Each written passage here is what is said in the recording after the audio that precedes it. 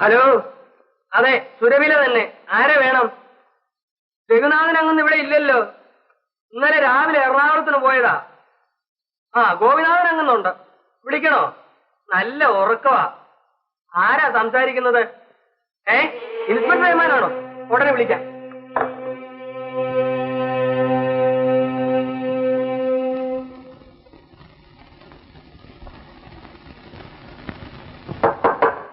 കൊച്ചങ്ങന്നേ, കൊച്ചങ്ങന്നേ, കൊച്ചങ്ങന്നേ, കൊച്ചങ്ങന്നേ, വരുന്നു.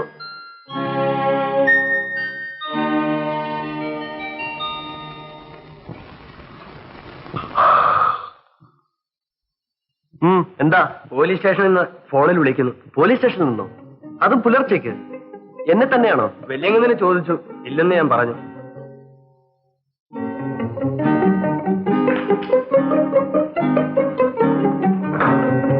Hello, Gopinath here. Mister Gopinath, ഈ അസമയത്ത് വിളിച്ച് ബുദ്ധിമുട്ടിക്കുന്നതിൽ ക്ഷമിക്കണം. നിങ്ങൾ ഉടൻ പുറപ്പെട്ടു വരണം. എറണാകുളം റോഡിൽ 10-ാം മൈലിൽ ഒരു പഴയ കെട്ടിടമുണ്ടല്ലോ. സ്ഥലം എസ് ഐ അവിടെ ഉണ്ടായിരിക്കും. ആവശ്യം അവിടെ വരുമ്പോൾ മനസ്സിലാകും.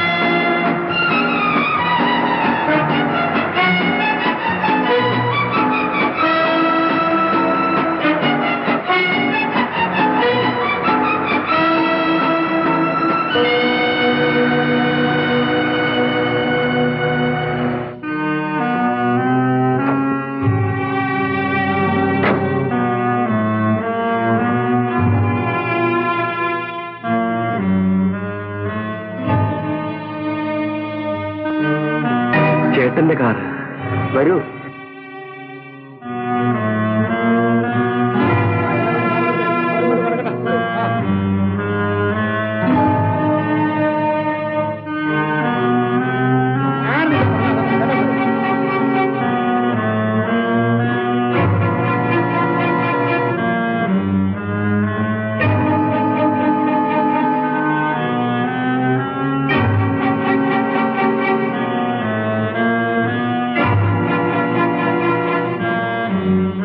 നിങ്ങളാണ് മിസ്റ്റർ ഗോപിനാഥ് അല്ലേ? അതെ, വരണം.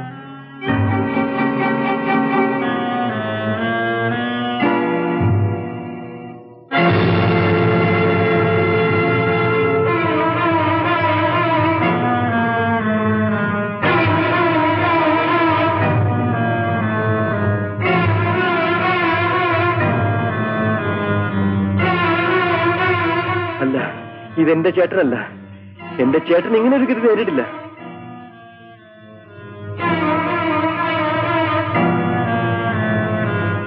ഇതുപോലൊരു മോതിരം എന്റെ ചേട്ടനുണ്ടായിരുന്നു. ഇത് കാറിന്റെ ഫ്രണ്ട് സീറ്റിൽ കിടന്നതാണ്.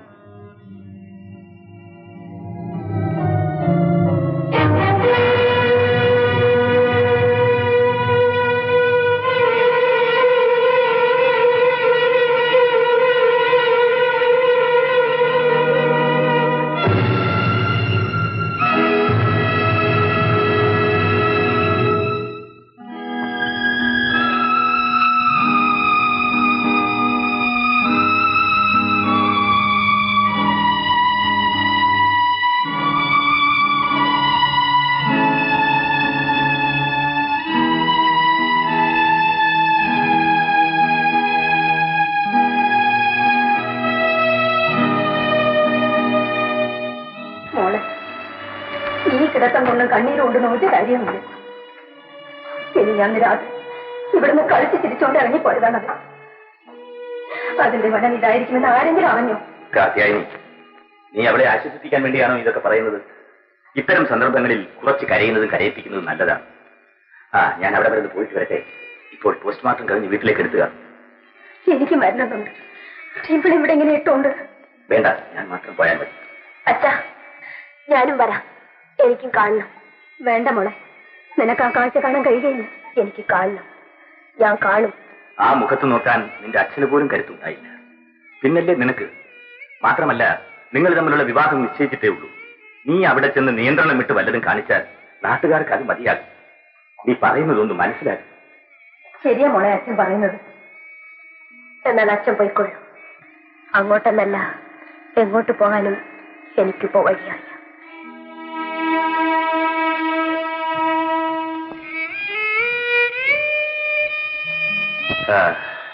ശരി, നീ വേഗം ഒരുങ്ങിക്കോ. അത്യായി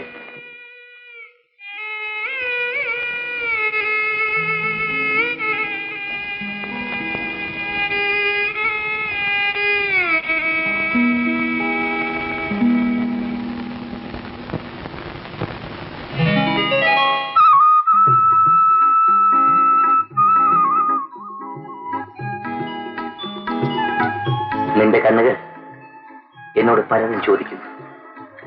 വിവാഹത്തിന് മുൻപ് മറുപടി പറയാൻ വിഷമമുള്ള ചോദ്യങ്ങൾ. വേണ്ട, സംസാരിച്ച് ഈ അധരങ്ങൾ ക്ഷീണിപ്പിക്കണ്ട. അറിയാൻ ആഗ്രഹിക്കുന്ന കാര്യം ഞാൻ അങ്ങോട്ട് പറയാം. അടുത്ത ശുഭമുഹൂർത്തത്തിന്റെ ആദ്യത്തെ നിമിഷത്തിൽ ഈ കഴുത്തിൽ ഞാൻ താലി കെട്ടും.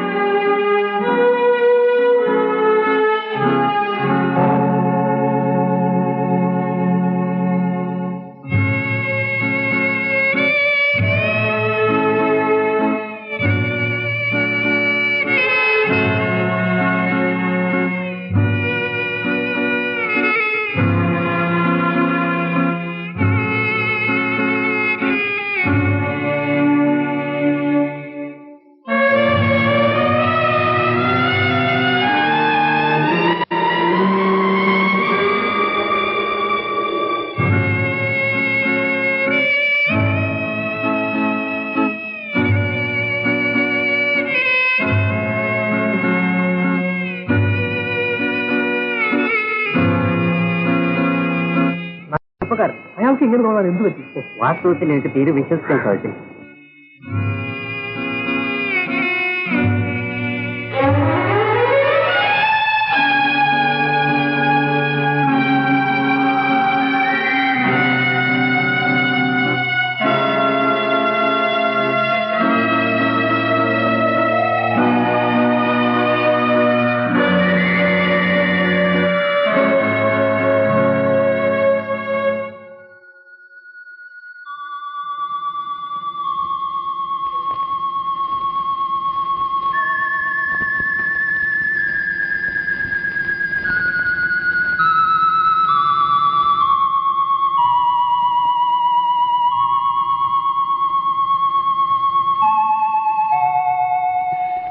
ഈശ്വരൻ പോലും ഇത് വിചാരിച്ചു കാണില്ല.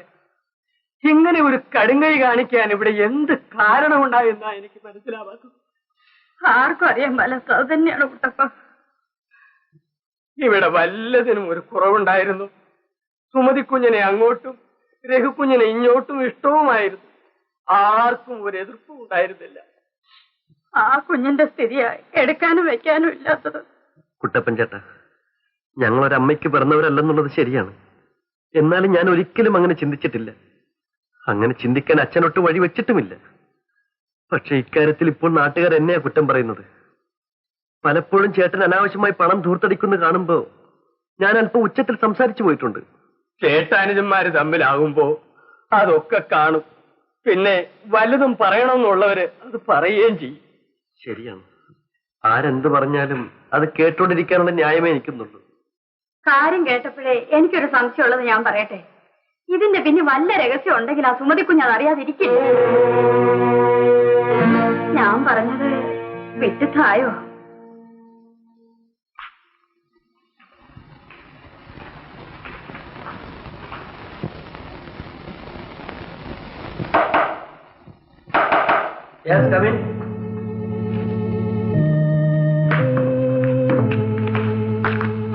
ചില വിവരങ്ങൾ ചോദിക്കാനുണ്ടായിരുന്നു. ഇരിക്കണം. മിസ്റ്റർ രഘുനാഥന് ശത്രുക്കളായ ആരെങ്കിലും ഉണ്ടായിരുന്നോ? എന്റെ അറിവിൽ അങ്ങനെ ആരെങ്കിലും ഉണ്ടെന്ന്. ഇതൊരു ആത്മഹത്യയാകാൻ ഇടയില്ല. അങ്ങനെ സംശയിക്കാൻ കാരണം? രഘുനാഥന്റെ തലയോട് പൊട്ടിയിട്ടുണ്ട്. അടിച്ചതോ ഇടിച്ചതോ ആകാമെന്നാണ് പറയുന്നത്. കത്തെഴുതിയ ന്യായം എന്തു തന്നെ ആയാലും രഘുനാഥനെ പോലെ ഒരാൾ ഇത്രയ്ക്ക് ഭീകരമായൊരു മാർഗം ആത്മഹത്യ ചെയ്യാൻ സ്വീകരിച്ചു എന്നുള്ളത് സംശയകരമാണ്. സംഭവ സ്ഥലത്ത് ഒന്നിലധികം കാലടികൾ കാണുന്നു എന്നത് മറ്റൊരു കാരണമാണ്. കാറിൽ ഉണ്ടായിരുന്നുവെന്ന് പറയപ്പെടുന്ന പണവും കാണുന്നില്ലെന്നത് വല്ല കള്ളസംഘവും ഇതിന്റെ പിന്നിൽ ഉണ്ടാവാൻ ഇടയുണ്ടെന്നും ചിന്തിപ്പിക്കുന്നു. ഇൻസ്പെക്ടർ, ഇത് സത്യമാണെങ്കിൽ ആരായിരുന്നാലും ആ കൊലയാളിയെ കണ്ടുപിടിക്കണം. അതിനുവേണ്ടി എത്ര പണം വേണമെങ്കിലും ഞാൻ ചെലവാക്കാൻ ഒരുക്കമാണ്.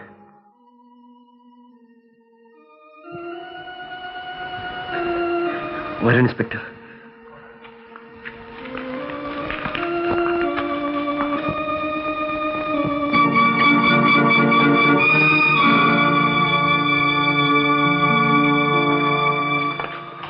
ഇൻസ്പെക്ടർ, എന്റെ ചേട്ടനെ പറ്റി ചിലതെല്ലാം പറയാനുള്ളത് കൊണ്ടാണ് ഞാൻ ഇങ്ങോട്ട് വിളിച്ചത്. പറയൂ. കുറ്റവാളികളെ അന്വേഷിക്കാൻ ഉപകരിക്കുമെങ്കിൽ ഉപയോഗിക്കാം. എന്റെ ചേട്ടനെ പറ്റി എനിക്ക് നല്ലതേ പറയാനുള്ളൂ. പക്ഷെ ആവശ്യം വന്നതുകൊണ്ടാണ് ഞാനിതൊക്കെ പറയുന്നത്. ചേട്ടന് ചില രഹസ്യ ബന്ധങ്ങളൊക്കെ ഉണ്ടായിരുന്നു. എന്റെ ചേട്ടനായി പോയത് കൊണ്ട് ഇതൊക്കെ കണ്ടില്ലെന്ന് നടിക്കാൻ എനിക്ക് കഴിഞ്ഞിരുന്നുള്ളൂ. ഇല്ല, ഞാനതൊന്നും പറയുന്നില്ല. ആത്മഹത്യ ആയാലും വധിക്കപ്പെട്ടതായാലും നല്ല പേരോടുകൂടിയാണ് എന്റെ ചേട്ടൻ പോയത്. ആ പേര് കളങ്കപ്പെടുത്തരുത്. ഞങ്ങളെ സഹായിക്കും മിസ്റ്റർ ഗോപിനാഥ്. മരിച്ചവർക്ക് മാപ്പ് കൊടുക്കുന്നവരാണ് നമ്മുടെ നാട്ടുകാർ.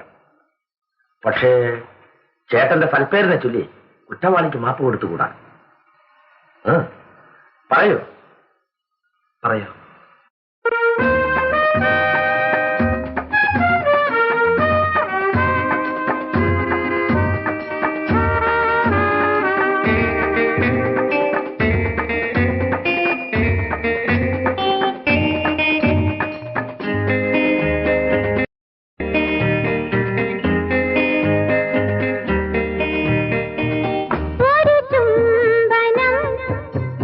ഒരു മധുചുംബനം എൻ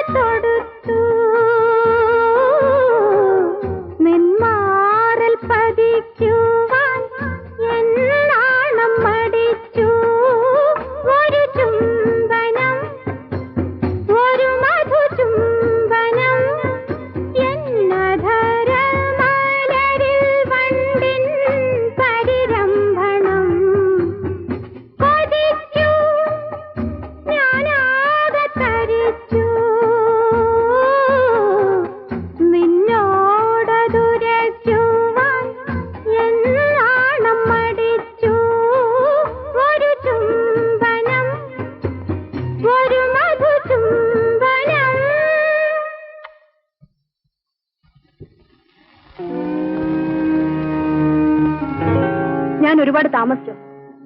എന്നോട് എന്തെങ്കിലും ചോദിക്കാനുണ്ടോ? മിസ്റ്റർ രഘുനാഥിനെ അറിയാമോ? അദ്ദേഹം ആത്മഹത്യ ചെയ്തെന്ന് കേട്ടു. ആത്മഹത്യ ചെയ്യാനുള്ള കാരണം? അത് ഞാൻ എങ്ങനെയാ അറിയുന്നത്? സത്യം വൈകി പറയുന്നത് കൊണ്ട് നാശവും നഷ്ടവുമേ ഉണ്ടാകും. പറയൂ. ഞാൻ നിരപരാധിയാണ് സാർ. ആയിരിക്കാം. എന്നെ കൂടി വിശ്വസിപ്പിക്കൂ. മരിക്കുന്നതിന് 2 ദിവസം മുൻപ് ഞങ്ങൾ തമ്മിൽ പിണങ്ങിയാണ് പിരിഞ്ഞത്. പിണങ്ങാൻ മാത്രം ഇണക്കത്തിലായിരുന്നു നിങ്ങൾ, അല്ലേ? അതെ സാർ. അദ്ദേഹം എന്നെ വിവാഹം ചെയ്തു കൊള്ളാമെന്ന് പറഞ്ഞതാണ്. പിണങ്ങാൻ കാരണം? അദ്ദേഹം സുമതി എന്നൊരു പെൺകുട്ടിയെ വിവാഹം ചെയ്യാൻ പോകുന്നെന്ന് ഞാൻ കേട്ടു. പിണങ്ങാൻ അത്രയും കാരണം മതി. പക്ഷേ ആത്മഹത്യ ചെയ്യാൻ അത് മതിയാവുകയില്ലല്ലോ. എന്താ ഒന്നും മിണ്ടാത്തത്?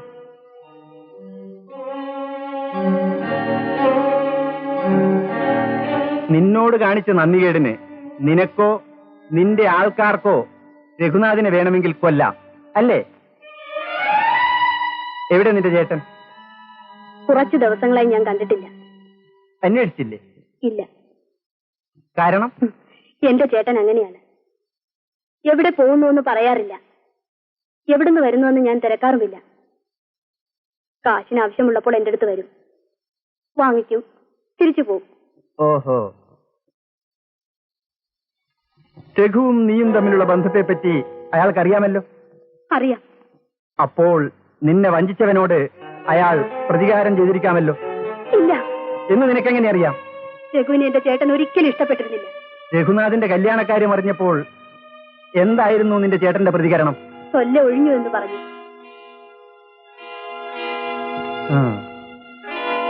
നിന്റെ ചേട്ടന്റെ ജോലി അറിഞ്ഞുകൂടാ. സ്വന്തം കാമുകനെയും നിന്റെ ചേട്ടനെയും പറ്റി നിനക്ക് അറിഞ്ഞുകൂടാത്ത ചില കാര്യങ്ങളാണ് എനിക്കറിയേണ്ടത്.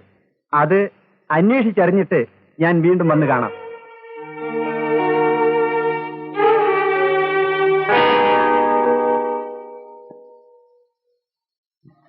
ഇല്ല, എനിക്കിതൊന്നും വിശ്വസിക്കാൻ കഴിയുന്നില്ല. ചേട്ടനുമായി അവൾക്ക് ബന്ധമുണ്ടായിരുന്നുവെന്ന് അവൾ ഇൻസ്പെക്ടറോട് സമ്മതിച്ചു കഴിഞ്ഞു. പക്ഷേ ചേട്ടന്റെ മരണത്തെക്കുറിച്ച് യാതൊന്നും അറിഞ്ഞുകൂടെന്നാണ് പറയുന്നത്. നിന്നേക്കാൾ ഏറെ നിന്റെ ചേട്ടനെ എനിക്കറിയാം. ഇതൊരു കള്ളക്കഥയാണ്. അമ്മാവൻ തെറ്റിദ്ധരിക്കരുത്.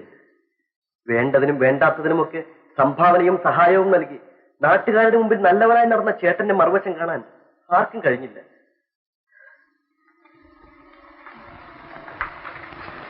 ഈ കേസിനൊരു തുമ്പുണ്ടാവുകയാണെങ്കിൽ നാം മാത്രമല്ല അമ്മാവ, ഈ നാട്ടുകാർ കൂടെ അമ്പരക്കും. സുമതി കേൾക്ക്, ഇതൊന്നും പറയരുത്. രഘുവിനെ അവൾ അത്രയേറെ വിശ്വസിച്ചിരിക്കുകയാണ്. അവനെ കൊന്നിരിക്കുകയാണെന്നുള്ള കാര്യം പോലും ഞങ്ങൾ അവളെ അറിയിച്ചിട്ടില്ല. നല്ല കാലത്തിന് അവളിപ്പോൾ പത്രം നോക്കാനോ വായിക്കാനോ നിൽക്കാറില്ല. ഞാൻ സുമതി ഒന്ന് കണ്ടിട്ട് വരാം.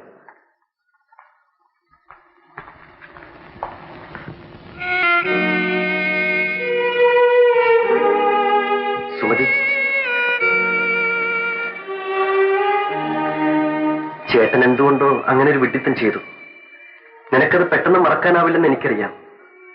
ആ കാര്യത്തിൽ സ്വയം വേദനിച്ചുകൊണ്ടിരിക്കുന്ന എനിക്ക് നിന്നെ ആശ്വസിപ്പിക്കാനാവില്ല. എന്നാലും ചേട്ടൻ ഇനി തിരിച്ചു വരില്ല എന്നുള്ള യാഥാർത്ഥ്യം അംഗീകരിക്കാതെ കഴിയുമോ? ചോദിക്കുന്നവർ വിഷമിക്കരുത്. ചേട്ടൻ ഇങ്ങനെ ചെയ്യാനുള്ള കാരണം സുമതിക്കെങ്കിലും അറിയാമെന്നാണ് എന്റെ വിശ്വാസം.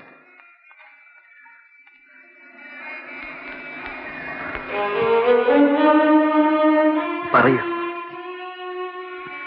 നീയാണതിന് കാരണമെന്ന് പറയാൻ മാത്രം ഞാനത്ര വിഡ്ഢിയല്ല.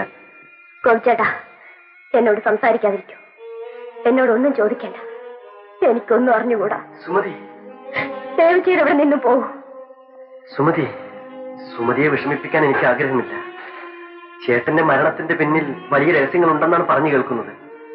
ഉണ്ടെങ്കിൽ അത് തെളിയിക്കാൻ സുമതിയുടെ സഹായം ആവശ്യമായി വരും. ഞാൻ പോകുന്നു.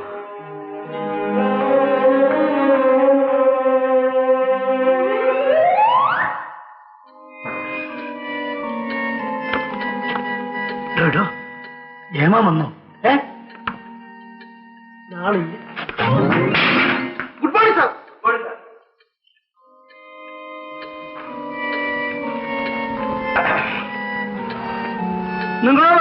ഗുഡ് മോർണിംഗ് പറഞ്ഞത്. ഏമാനാണോ? ഏമാൻ വന്നില്ലേ?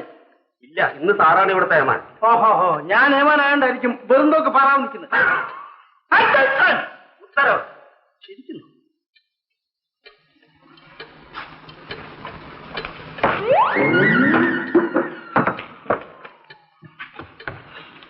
ഇത് ഏമാന്റെ കസേരയാണ്.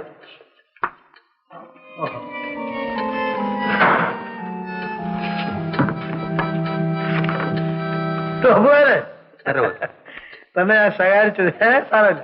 ആ കളവ് കേസിലെ പ്രതി ഉണ്ടല്ലോ, എന്തോ അവളുടെ പേര്, ലാവോ നിഴലോ വാവോ അമ്പിളി. എന്ത് കുന്തമെങ്കിലും ആട്ടെ, അവള് സമ്മതിക്കുന്ന ലക്ഷണമില്ലല്ലേ? ഒരു രക്ഷയുമില്ല സാറേ. ഈ പീറ കേസെങ്കിലും നമ്മൾ തെളിയിച്ചില്ലെങ്കിൽ ആ രഘുനാഥന്റെ കേസുണ്ടല്ലോ, അതിന്റെ കത്തി തൊടിക്കില്ലേ ഏമാൻ?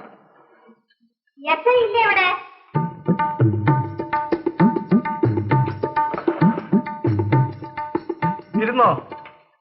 കൂടെ വന്ന ഭർത്താവല്ലേ, വല്ലപ്പോഴേക്കിങ്ങനെ അങ്ങനെ ഒന്ന് അടുത്തിരുത്തിക്കൂടെ? നിങ്ങൾ ഇരിക്കണം. കേട്ടോ മാധവിക്കുട്ടിയമ്മേ, ഞങ്ങൾ പഠിച്ച പണി 18 പയച്ചു നോക്കും, എന്തായിട്ട് അവളങ്ങോട്ട് സമ്മതിക്കുന്നില്ല. ഒരു പക്ഷെ അവൾ എടുത്തതല്ലെങ്കിലോ? അതാ സാറേ ഞാനും. നിങ്ങൾ ചെയ്യേണ്ട കാര്യം ഒന്നും ചെയ്ത് കാണത്തില്ല, പിന്നെ എങ്ങനെയാ അവള് സത്യം പറയാ? അല്ലെങ്കിലേ ആണുങ്ങളെ മയക്കാൻ വലിയ വിരുദുള്ളതാ. ഞാനൊരു കാര്യം പറയാം. അപ്പൊ പോയി അവളെ വിളിച്ചിറങ്ങി കൊണ്ടുവരണം. എന്റെ സാറേ സത്യം പറഞ്ഞാൽ ഇറങ്ങി വരണം. സത്യം അവള് പറഞ്ഞോളൂ, അതിനാ അവളെ ഇവിടെ കൊണ്ടുവന്നിരിക്കുന്ന. അമ്പിളി ഇവിടെ വല്ല അമാവാസ എന്നാ പറ്റാ വിളിക്കുന്നത്. പിന്നെ കൊച്ചിന് ഭാര്യ കൊടുക്കുമ്പോഴൊന്നും ചോദിച്ചാൽ അവള് സത്യം പറയത്തില്ല. കുഞ്ഞേ, സത്യം പറയണം. നീ ആ മാല എടുത്തോ? അയ്യോ കഷ്ടം, അവള് കരയുന്നുണ്ടല്ലേ മാധവിക്കുട്ടിയമ്മേ. അവൾ എടുത്തിരിക്കില്ല കേട്ടോ. ഇല്ലെന്നേ, അവൾ എടുത്തിട്ടില്ല. നിങ്ങൾ എന്ത് വിവരക്കേടാ പറയുന്നേ മനുഷ്യ? അപ്പോഴേ ഇതുപോലെ കേസിനെ പറ്റി ഞാൻ പറയാം. ആ ഭാർഗവയുടെ കേസ് എന്തായി? അതിപ്പോ വാദി പ്രതിയായിരിക്കുന്നു. ആവണമല്ലോ. ഇലക്ഷൻ തോക്കുമെന്നറിഞ്ഞപ്പോൾ കൽപ്പിച്ചു കൂട്ടിയ ഒരു ഗർഭിണിയെ അയാള് വീട്ടുപടിക്കലിരുത്തി, അയാളെ ചീത്തയാക്കിയിട്ട് ജയിക്കാൻ. എന്നിട്ടിപ്പോ എന്ത് ഫലം? നമ്മുടെ ഏമാൻ അവളെ മുറ പോലെ അങ്ങ് ചോദിച്ചപ്പോ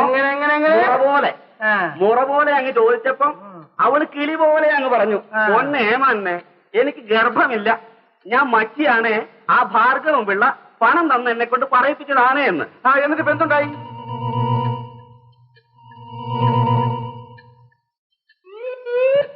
തൂക്കിക്കൊന്നു. തൂക്കിക്കൊന്നു? സത്യം എടുത്ത് സത്യം പറയണം. സാറിന് ഈ ഐഡിയ എവിടെ നിന്ന് കിട്ടി? അപ്പോഴായോണ്ട് ഞാൻ തുറന്നങ്ങ് പറയാം. ഞാനും ഭാര്യയുമായിട്ട് ഈ കേസിനെ പറ്റി രാവിലെ ഒന്ന് ഡിസ്കസ് ചെയ്തിരുന്നു. അതാ ഞാൻ വരാൻ താമസിച്ചു. സത്യം പറയാപ്പോഴേ എന്റെ നിലനിൽപ്പ് തന്നെ അവളുടെ ഒരു ഉറപ്പിട്ട പുറത്താകാം. ഹലോ, അതുകൊണ്ട് ഹലോ, ഉത്തരവ് കൊണ്ടുവന്നോട് നിർത്തിയിട്ടുണ്ട്. ഉത്തരവ് വരാൻ താമസിക്കോ? ഉത്തരവ് ഇവിടെ കാണും, ഇവിടെ കാണും.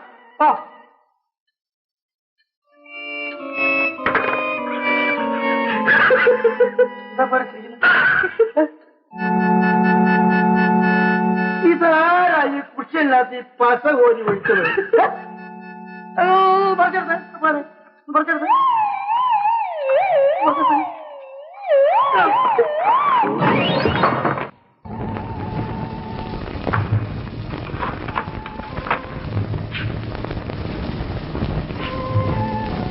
ഇത്രയും സാധനങ്ങൾ ഞങ്ങൾ കൊണ്ടുപോകണം. അത് ചേട്ടന്റെ സ്വകാര്യ ഡയറിയാണ്. ഇവയാണ് പ്രധാനമായും ഞങ്ങൾക്ക് ആവശ്യം. Please make it. ഏമാനെ, അവർക്ക് 2 അമ്മമാരായിരുന്നെങ്കിലും ഒരൊറ്റ അച്ഛനേ ഉണ്ടായിരുന്നുള്ളൂ എന്നുള്ളത് വാസ്തവം. ആ രക്തക്കൂറ് അവരുടെ സ്നേഹത്തിലും ഉണ്ടായിരുന്നു. അതിനുശേഷം അവർ തമ്മിൽ കാണുകയോ സംസാരിക്കുകയോ ചെയ്തോന്ന് അന്ന് രാത്രി കുട്ടപ്പനല്ലേ അവർക്ക് ചോറ് വിളമ്പി കൊടുത്തത്. എന്തൊരു സ്നേഹമായിരുന്നു.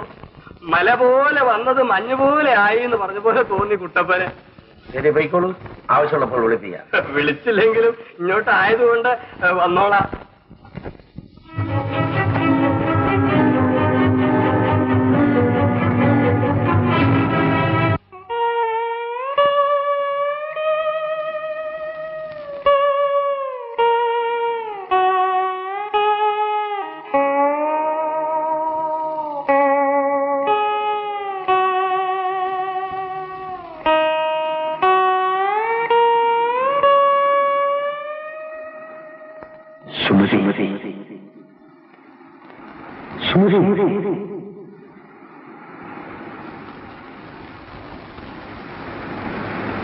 സുമതി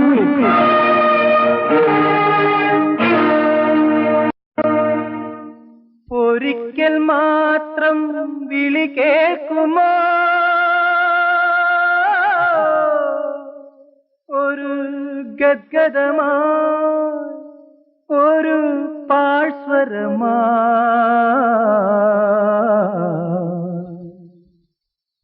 ഒഴുകി വരുന്നു ഞാൻ.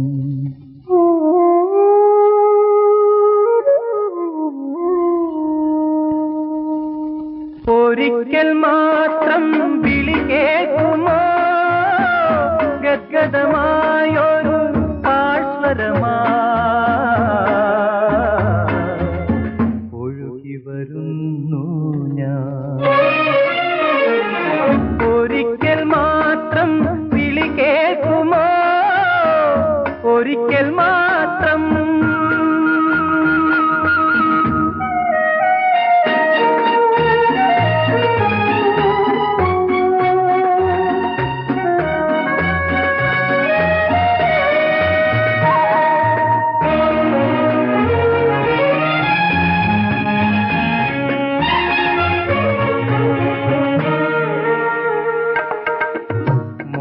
മരീചിക തേടിയലഞ്ഞു ശോകത്തിൻ മരുഭൂവിൽ കാലമിളക്കിയ കാറ്റിലടിഞ്ഞു കാത്ത കിനാക്കൾ പൊലിഞ്ഞു വിരിഞ്ഞ സുരഭി മധുവനമേ നീ മറന്നു പോയോ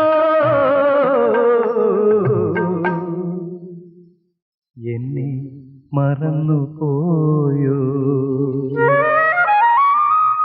ഒരിക്കൽ മാത്രം വിളി കേൾക്കുമോ ഒരിക്കൽ മാത്രം.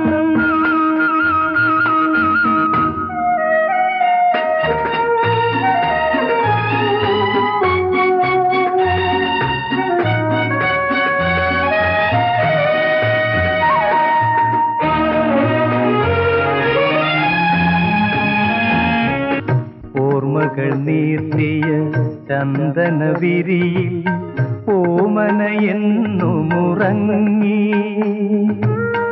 എൻ വേദനകൾ ഗാഥകളായി നിൻ പൊന്നിളം മേനി തലോടി കനിഞ്ഞു നൽകിയ ഹൃദയവുമായി നീ അകന്നു പോയോ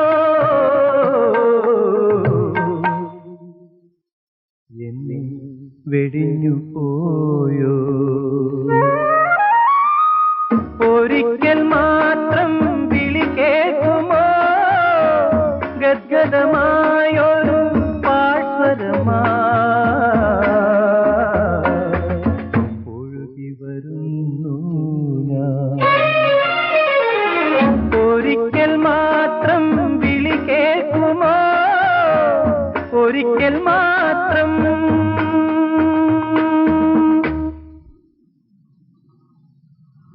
രവിചേട്ടാ രവിചേട്ടാ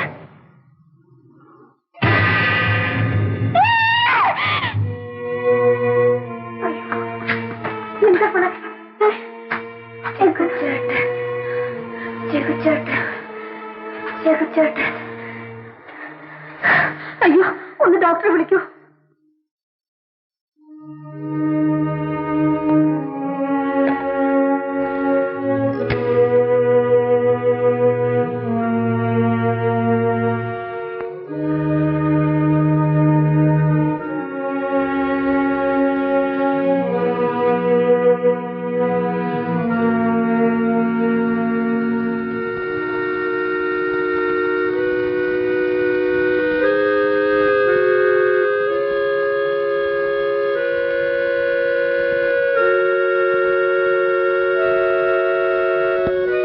സാരമില്ല, പേടിക്കാനൊന്നുമില്ല.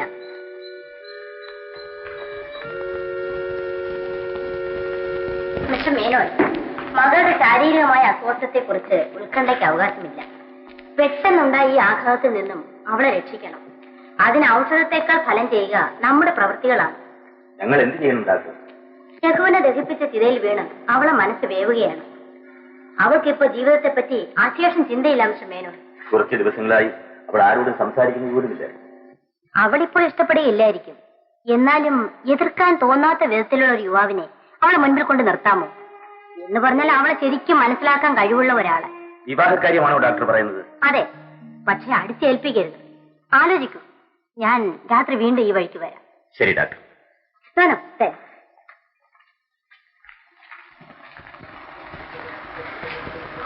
ഡോക്ടർ എന്ത് പറഞ്ഞു? പറ്റിയ ഒരാൾക്ക് അവളെ ഉടനെ വിവാഹം ചെയ്തു കൊടുക്കാൻ. അവൾ അതിന് സമ്മതിക്കുമോ? ആരായാലും അവൾക്കത് ഇഷ്ടമാവണ്ടേ? അവളുടെ ഇഷ്ടം മാത്രമല്ല ഇവിടെ പ്രധാനം, അവളെ ഇഷ്ടപ്പെടുന്ന ഒരാളിനെ കിട്ടുന്നതാണ്. രഘുവിന്റെ പേര് ചേർത്ത് നിന്റെ മോളെ ഈ നാട്ടുകാർ മുദ്രകുത്തി വിട്ടതല്ലേ, അത് നമുക്ക് പെട്ടെന്ന് മായ്ച്ചു കളയാൻ പറ്റും. അപ്പൊ പിന്നെ എന്താ ചെയ്യാ? കാര്യം ഞാൻ ഏറ്റു. ദൈവം എല്ലായ്പ്പോഴും എല്ലാ വാതിലുകളും അടച്ചിടാറില്ല. നീ അവളുടെ അടുത്തേക്ക് ചെല്ലാം.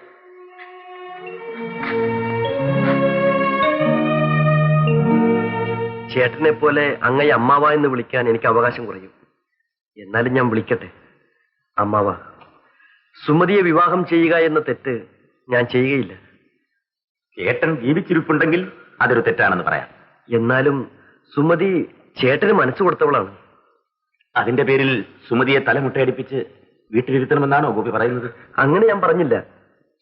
സുമതിക്ക് വേണ്ടത് അവളെ ഈ അവസ്ഥയിൽ മനസ്സിലാക്കാൻ കഴിയുന്ന ഒരു പുരുഷനെയാണ്.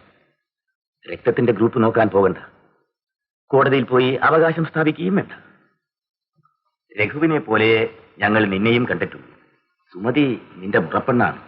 അമ്മാവൻ ഇങ്ങനെ പറഞ്ഞാൽ ഞാൻ വിഷമിച്ചു പോവുകയുള്ളൂ.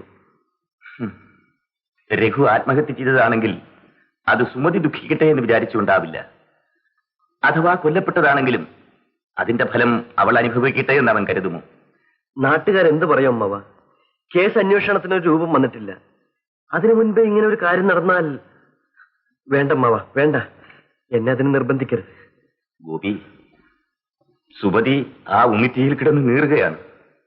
ആ നീറ്റൽ അവളുടെ ആത്മാവിനെ ബാധിക്കുന്നതിന് മുമ്പ് എന്തെങ്കിലും ചെയ്യണമെന്ന് എനിക്ക് നിർബന്ധമുണ്ട്. നാട്ടുകാർ എനിക്കൊരു പ്രശ്നമല്ല. അവർ ചോദിച്ചാൽ പറയാൻ എനിക്ക് മറുപടിയുമുണ്ട്. എല്ലാം ഞാൻ സമ്മതിച്ചാലും സുമതി എന്നെ ഇഷ്ടപ്പെടുമോ? അക്കാര്യം ഞാൻ ഏറ്റു. എനിക്കിപ്പോൾ അറിയേണ്ടത് നിന്റെ സമ്മതം മാത്രമാണ്. അവളുടെ ഇഷ്ടം അവൾ എന്നോട് നേരിട്ട് പറയുമെങ്കിൽ എങ്കിൽ മാത്രം ഞാൻ ഒരുക്കമാണ്. രണ്ടിലൊന്നിന്റെ പ്രശ്നമേ ഇല്ല മോളെ. രഘു മരിച്ചു, ഇനി തിരിച്ചു വരില്ല. അപ്പോൾ ആ പുസ്തകം ഒന്ന് മടക്കി വെക്കുന്നതല്ലേ നല്ലത്? മോളെ, ദൈവം നിനക്ക് രഘുവിനെ വിധിച്ചിട്ടില്ല. ദൈവത്തോട് നമ്മൾ വാശി പിടിച്ച തോറ്റു പോവുകയുള്ളൂ. ഗോപിക്ക് നിന്നെ ഇഷ്ടമാണ്. പക്ഷേ നിനക്കത് സമ്മതമാണെങ്കിൽ അവനതിന് നിൽക്കൂ എന്നാണ് പറയുന്നത്. പെൺകുട്ടികളുടെ അച്ഛനമ്മമാർ ആഗ്രഹിക്കുന്നത് അവരെ നല്ല വീടുകളിലേക്ക് അയക്കണമെന്നാണ്. ദൈവം എന്ത് വികൃതി കാണിച്ചാലും നമ്മുടെ ആഗ്രഹത്തെ പൂർണ്ണമായും ധിക്കരിച്ചിട്ടില്ല. നീ സുരഭിലയിലേക്ക് തന്നെ പോകും. അതെ അച്ഛ, ആളെ മാറിയിട്ടില്ല, വീട് മാറിയിട്ടില്ല. അതെ, നിങ്ങൾ ശരീരവും മനസ്സും രണ്ടായി കാണും. ആർക്കും എന്റെ വേദന മനസ്സിലാവില്ല. മനസ്സിലാക്കുന്നു മോളെ, അതുകൊണ്ടാണ് ഇങ്ങനെ പറയുന്നത്. നീ ഇങ്ങനെ നീറി നീറി നശിക്കുന്നത് എത്ര നാൾ ഞങ്ങൾ നോക്കിയിരിക്കണം. ഏതെങ്കിലും കാര്യത്തിൽ ഇന്ന് വരെ അരുതുമോളെ എന്ന് പറയാത്തവനാണ് അച്ഛൻ. നീ കൂടുതലൊന്നും ആലോചിക്കണ്ട. അച്ഛനോട് തന്നെ സമ്മതിച്ചേക്ക്. എന്നെ നിർബന്ധിക്കരുത്. എനിക്കത് ആലോചിക്കാൻ പോലും വയ്യ.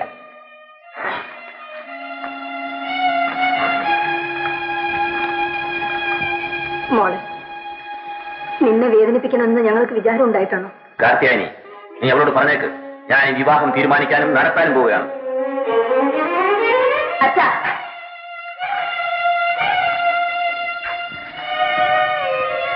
എന്നോട് നേരിട്ട് പറയാൻ അച്ഛന് ധൈര്യമില്ലാത്തതുകൊണ്ടാണ്.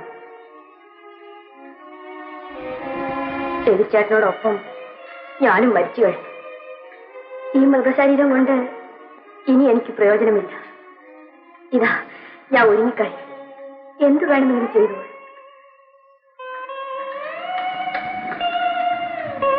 അമ്മേ, ഗോവിച്ചേട്ടനോട് വരാൻ പറയൂ. എന്റെ സമ്മതം ഞാൻ അറിയിക്കാം.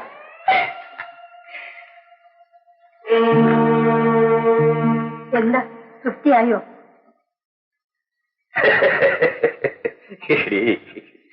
നിന്റെ മോൾ അങ്ങനെ പറഞ്ഞില്ലെങ്കിലേ എനിക്ക് അത്ഭുതമുള്ളൂ. ഞാൻ പെട്ടെന്ന് ചത്തെന്ന് വെച്ചു. അപ്പോൾ നീ പറയുമോ, നന്നായി, ഇപ്പോഴെങ്കിലും മനുഷ്യന് സ്വസ്ഥമായി കഴിഞ്ഞുകൂടാമല്ലോ? നിങ്ങൾ എന്താണ് ഈ പറയുന്നത്? തമാശയാണോ ഭ്രാന്താണോ? നിന്റെ മോളെ കല്യാണം കഴിയുമ്പോ ഈ ദുഃഖവും വാശിയും ഒക്കെ മാറും എന്ന് മാത്രമേ ഞാൻ പറയാൻ അർത്ഥമുള്ളൂ. മനസ്സിലായോ?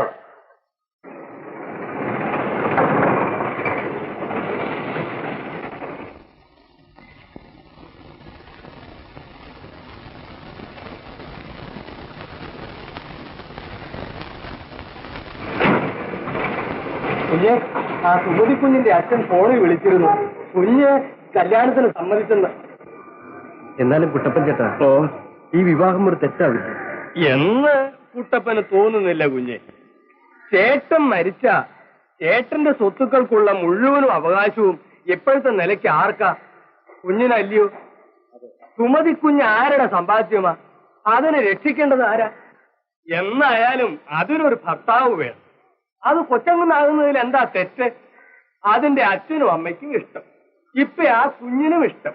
പിന്നെ കൊച്ചങ്ങന്ന് മാത്രം മുഖം തിരിച്ചു നിൽക്കുന്നതിൽ എന്താ ന്യായം? ഏതായാലും അത്ര പെട്ടെന്ന് വേണ്ടെന്നാ കുട്ടപ്പന്റെ അഭിപ്രായം. ആളുകൾ വല്ലതും പറയും. കാര്യത്തിന്റെ കിടപ്പ് മനസ്സിലാക്കാൻ കഴിയാത്ത ആളൊന്നും അല്ല മേനോൻ അദ്ദേഹം. കുഞ്ഞൊന്ന് പറഞ്ഞു നോക്ക്.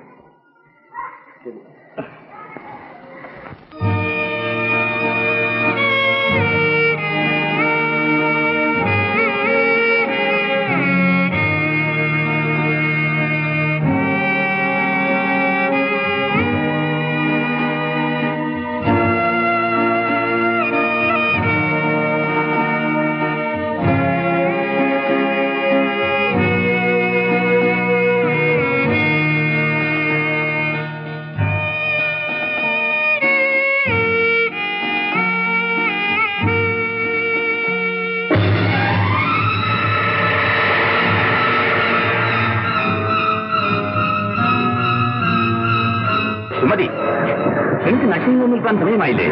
കാർ റെഡിയായി കാർ കിടപ്പുണ്ട്, വേഗം ചെല്ലു.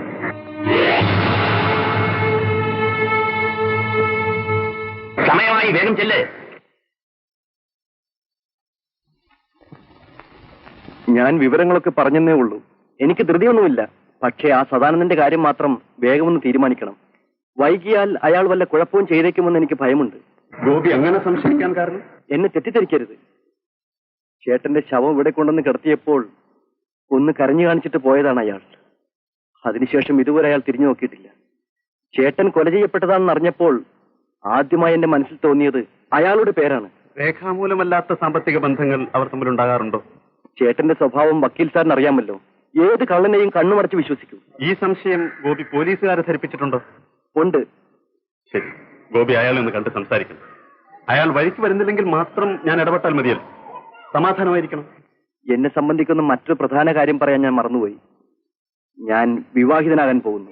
ഓഹോ, പെണ്ണ് സുമതി. ചേട്ടന്റെ? അതെ, അവളുടെ അച്ഛൻ നിർബന്ധിക്കുന്നു. അവൾക്കും സമ്മതമാണെന്ന് പറയുന്നു. നല്ല കാര്യം. ചേട്ടൻ അവകാശപ്പെട്ടതെല്ലാം ഗോപിക്ക് സ്വന്തമാകാൻ പോകുന്നില്ല. കൺഗ്രാറ്റുലേഷൻ. Thank you.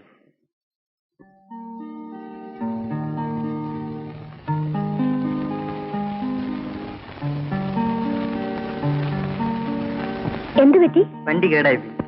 ഞാൻ പോയി ടാക്സി വിളിച്ചിട്ട് വരാം.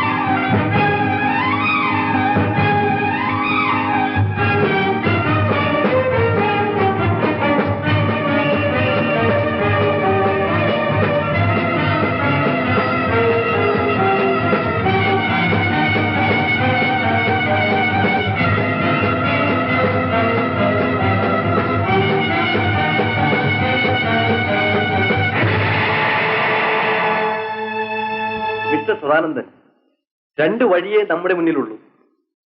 ഒന്ന്, ചേട്ടന്റെ പാർട്ട്ണർഷിപ്പ് എന്റെ പേർക്ക് മാറ്റുക. അല്ലെങ്കിൽ ചേട്ടന്റെ ഷെയറിന്റെ വില നിശ്ചയിച്ച് ആ തുക എനിക്ക് തരിക. അതിൽ രണ്ടാമത്തെ വഴിയാണ് നല്ലതെന്ന് എനിക്ക് തോന്നുന്നു. ഗോപി എന്ത് പറയുന്നു? നിങ്ങൾ ചേട്ടനോട് രൂപ വല്ലതും വാങ്ങിച്ചിട്ടുണ്ടോ? ഞാനോ? രഘുവിന്റെ ഡയറിയിൽ അങ്ങനെ കുറിപ്പുണ്ടെന്ന് ഞാൻ കേട്ടു. സംഖ്യ 50,000. അതേപ്പറ്റി എന്തു പറയുന്നു? വാങ്ങിയത് വാസ്തവമാണ്. പക്ഷേ സംഭവം നടക്കുന്ന 2 ആഴ്ചക്ക് മുമ്പ് ആ തുക ഞാൻ തിരിച്ചു കൊടുത്തിട്ടുണ്ട്. ഡയറിയിൽ അക്കാര്യം എഴുതാതിരുന്നത് എന്തുകൊണ്ടാണെന്ന് എനിക്ക് അറിഞ്ഞുകൂടാ. ഗോപി എന്നെ വിശ്വസിക്കും. സത്യമായും ആ തുക ഞാൻ കൊടുത്തിട്ടുണ്ട്. ആ ഒരൊറ്റ കാരണം കൊണ്ടാണ് പോലീസിനെ സംശയിക്കുന്നത്. ഞാൻ എന്ത് ചെയ്യാൻ കഴിയും? തെളിവൊന്നും എനിക്ക് തരാനില്ല.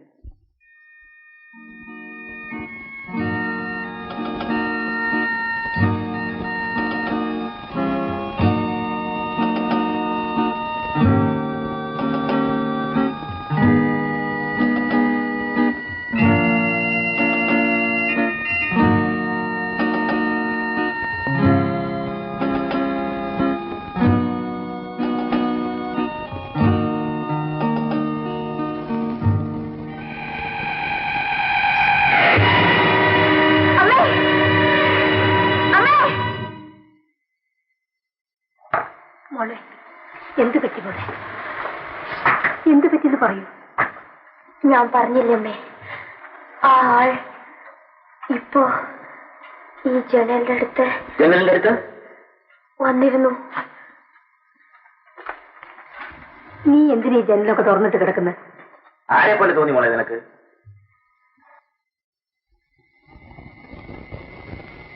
അമ്മേ, എന്താ മോളെ? എനിക്കൊരു സംശയം. ആ ആൾ രഘുചേട്ടനെ പോലെ തന്നെ ഇരിക്കുന്നു അമ്മേ. നിന്റെ തോന്നലായിരിക്കും. ഇവിടെ ആര് വരാനാ? അങ്ങനെ വന്നാൽ തന്നെ അത് രഘുവെന്നത് എങ്ങനെയാ? ഇവളിവിടെ തന്നെ കിടക്കണ്ട. മീനാക്ഷിയോട് ഇവിടെ വന്ന് കിടന്നോളാം പറ. വേണ്ടച്ചാ, എനിക്ക് പേടിയൊന്നുമില്ല. ഞാനെന്നാ ജനൽ അടച്ചേക്കാം. വേണ്ടച്ചാ, ഞാൻ അടുത്തോളാം.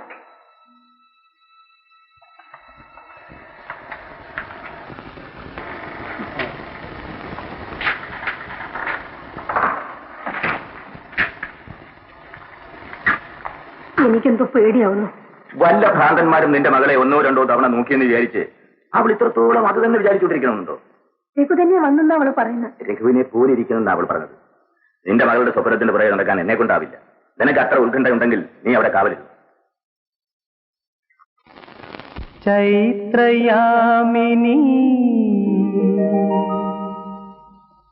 ചന്ദ്രികയാലൊരു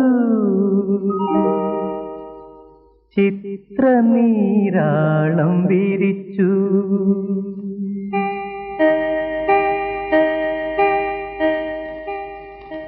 ചൈത്രയാമിനി ചന്ദ്രികയാലൊരു ചിത്രനീരാളം വിരിച്ചു.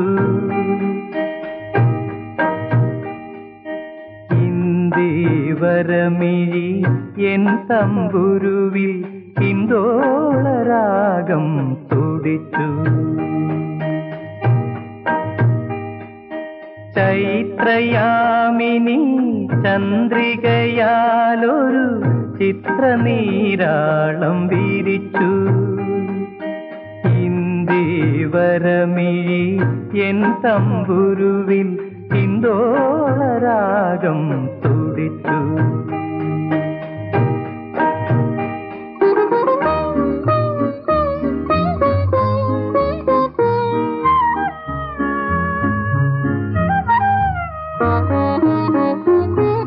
സപ്തസ്വരങ്ങളാ കോരിത്തരിക്കുന്ന സപ്തതന്ത്രിയെ പോലെ. സപ്തസ്വരങ്ങളാ കോരിത്തരിക്കുന്ന സപ്തതന്ത്രിയെ പോലെ. സിന്ദൂരകിരണങ്ങൾ ചുംബിച്ചുണർത്തുന്ന സന്ധ്യാപുഷ്പിയെ പോലെ. നീയുണർന്നു മുന്നിൽ നീ വിടർന്നു. നാദമായി ഞാൻ നിന്നിൽ അലിഞ്ഞു ചേർന്നു.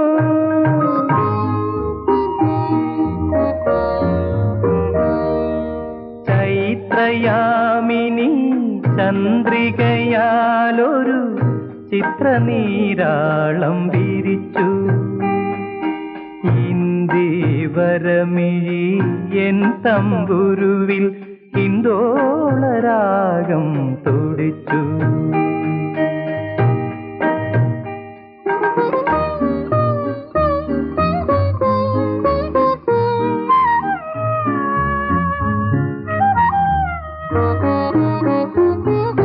ഇന്ദ്രനീലാഭയിൽ മാനത്തു നീന്തുന്നു സാന്ദ്രമേഘരഥങ്ങൾ.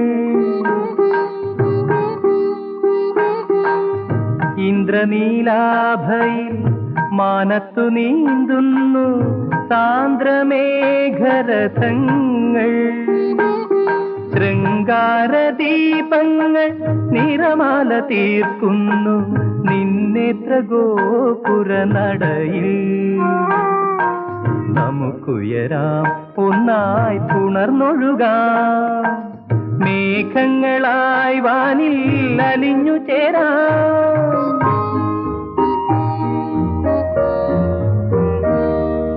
ചൈത്രയാമിനി ചന്ദ്രികയാലൊരു ചിത്രനീരാളം വിരിച്ചു. ഇന്ദീവരമിഴി എൻ തമ്പുരുവിൽ ഹിന്ദോളരാഗം തുടിച്ചു.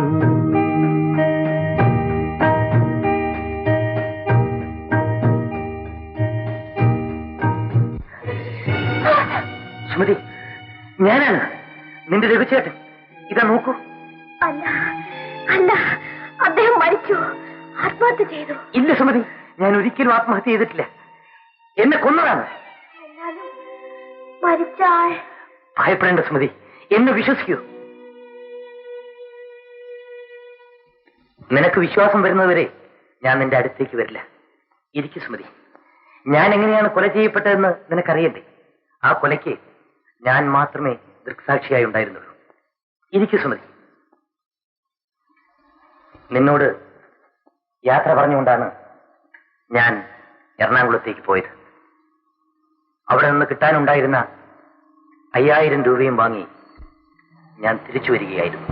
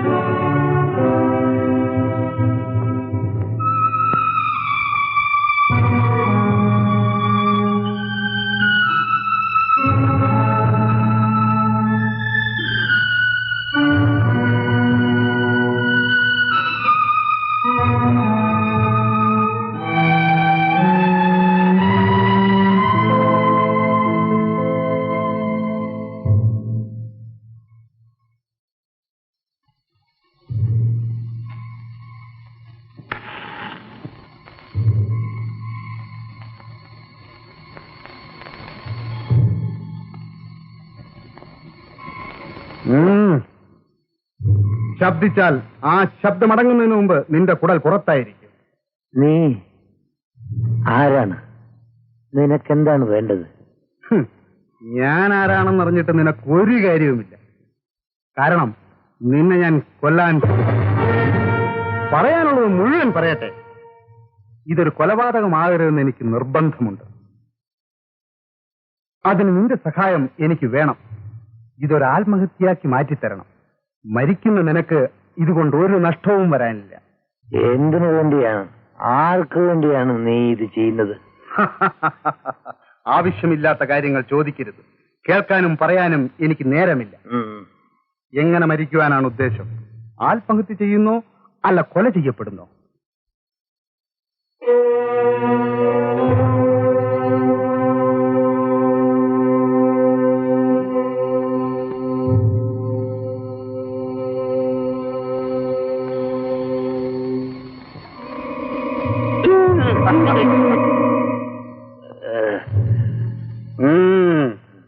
ഇങ്ങനെ ഈ ഉടലാകെ വ്രണങ്ങൾ ഉണ്ടാക്കി നിന്നെ ഞാൻ കൊല്ലും.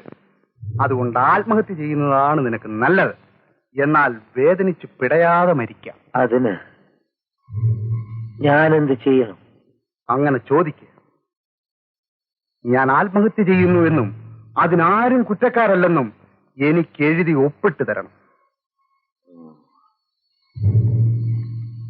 എന്റെ ബ്രീഫ് കേസിൽ പേപ്പറും പേനയും ഉണ്ട്. ആഹാ,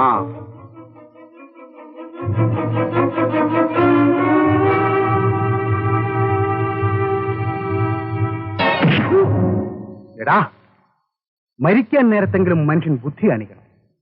ഒരാത്മഹത്യയുടെ സൗകര്യത്തോടു കൂടി നിന്നെ കൊല്ലാമെന്ന് വിചാരിച്ചപ്പോൾ നിനക്കത് വേണ്ട.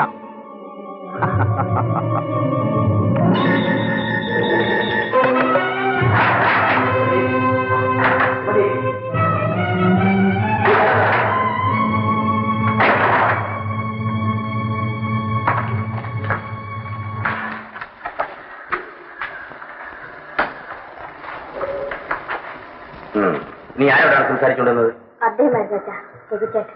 രഘുചേട്ടൻ? ഓ, നിനക്ക് ഭ്രാന്ത് തന്നെയാണ്. മരിച്ചു പോയാൽ ഇവിടെ ഇങ്ങനെ വരുന്ന സംസാരിക്കാനാ? രഘുചേട്ടൻ ആത്മഹത്യ ചെയ്തതെന്നാണോ നിങ്ങൾ പറയുന്നത്? അതെ. അല്ലമ്മേ, അദ്ദേഹത്തെ ആരോ കൊന്നതാണ്. അങ്ങനെ ആണെങ്കിൽ തന്നെ അവൻ ഉടലോടെ ഇവിടെ എങ്ങനെ വന്നു എന്നാണ് എനിക്കറിയേണ്ടത്. അതെനിക്ക് അറിഞ്ഞൂടാ. എനിക്ക് പറഞ്ഞുകൂടാ. സുമതിയും ഉറപ്പിച്ചു പറയുന്നു അത് രഘു തന്നെയാണ്. ഈ കണക്കിന് അങ്ങോട്ട് പോയാൽ അവളെ വല്ല ഭ്രാന്താശുപത്രിയിലും കൊണ്ടുവിടേണ്ടി വരുമെന്നാണ് എനിക്ക് തോന്നുന്നത്. ആരോ സംസാരിക്കും നിങ്ങൾ കേട്ടെന്ന് പറഞ്ഞില്ലേ? അതെ, ഞാൻ ആത്മഹത്യ ചെയ്തതല്ല, എന്നെ ആരോ കൊലപ്പെടുത്തിയതാണ് എന്നൊക്കെ അവൻ പറഞ്ഞു വന്നു. എന്തായാലും ഇതിന്റെ പിന്നിൽ അപകടമുണ്ട്. പോലീസിൽ അറിയിച്ച് അവനെ പിടിക്കാൻ ഏർപ്പാട് ചെയ്യണം. അതെ, നിനക്ക് പ്രേതങ്ങളെ പറ്റി വിശ്വാസമുണ്ടോ? കൊല ചെയ്യപ്പെട്ടവരുടെ ആത്മാവുകൾ മോചനം കിട്ടാതെ ഇങ്ങനെ അലഞ്ഞു തിരിഞ്ഞു നടക്കുന്നതായി നീ കേട്ടിട്ടുണ്ടോ? അമ്മാവൻ എന്തൊക്കെയാണ് ഈ പറയുന്നത്? ചേട്ടന്റെ പ്രേതം വന്നു വന്നോ? പിന്നെ ഇതെങ്ങനെ സംഭവിക്കാനാണ്? അമ്മാവൻ സമാധാനമായി പോകണം. സുമതിയെ ഒറ്റയ്ക്കൊരു മുറിയിൽ കഴിയാൻ അനുവദിക്കരുത്. ഇനി അങ്ങനെ വല്ലതും സംഭവിക്കുകയാണെങ്കിൽ നമുക്ക് എന്തെങ്കിലും ചെയ്യാം. നിഴൽ കണ്ട് തോക്കെടുക്കുന്ന എന്തിനാണ്? ശരി.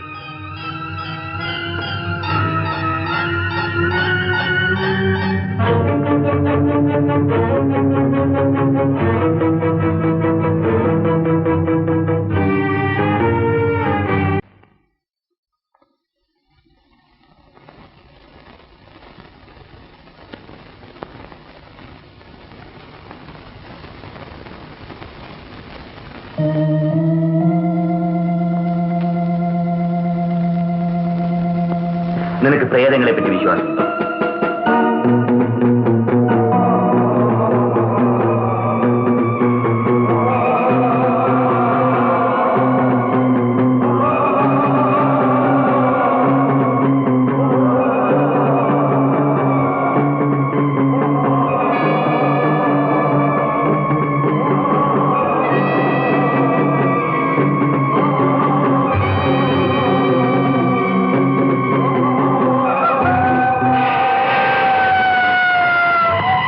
ചെയ്യപ്പെട്ടവരുടെ ആത്മാവുകൾ മോചനം കിട്ടാതെ ഇങ്ങനെ അലഞ്ഞു തിരിഞ്ഞു നടക്കുന്നതായി നീ കേട്ടിട്ടുണ്ടോ?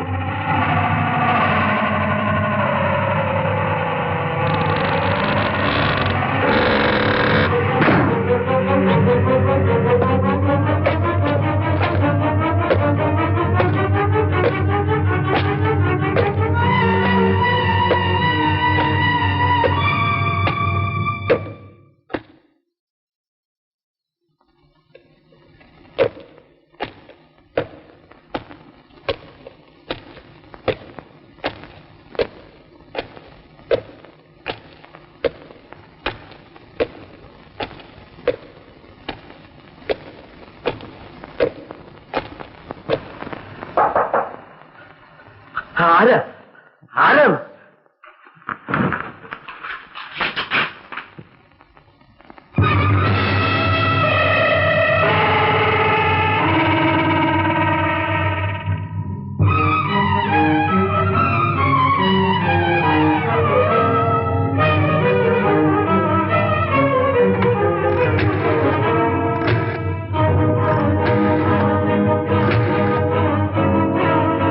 Hello, police സ്റ്റേഷനല്ലേ?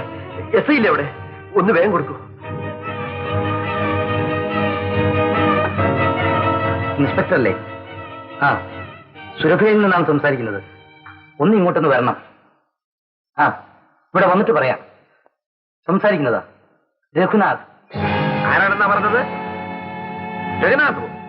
അദ്ദേഹം ഇത് പുറപ്പെട്ടു കഴിഞ്ഞു. നീ എന്റെ ചേട്ടനല്ല, കടന്നു പോകും പുറത്ത്. എന്റെ കണ്ണുകൾക്ക് വല്ല കുഴപ്പമുണ്ടോ? ഇല്ല, എന്റെ ചേട്ടന്റെ പട്ടണയ്ക്ക് തീ കൊടുത്തത് ഈ കൈകളാണ്. ആ ശവം കത്തി ചാമ്പലാവുന്നത് കണ്ട കണ്ണുകളാണിത്. ഇയാൾ മാറത്തോടെ നടപ്പില്ല. പോകും പുറത്ത്. ഇതാ ഒരുത്തൻ ചേട്ടനാണെന്ന് പറഞ്ഞ് കയറി വന്നിരിക്കുന്നു. കുട്ടപ്പച്ചേട്ടനും പാർവമ്മയും അടുത്തേക്ക് വരൂ. ഭയപ്പെടണ്ട, എന്നെ നോക്കൂ, ഇത് ഞാനാണ്.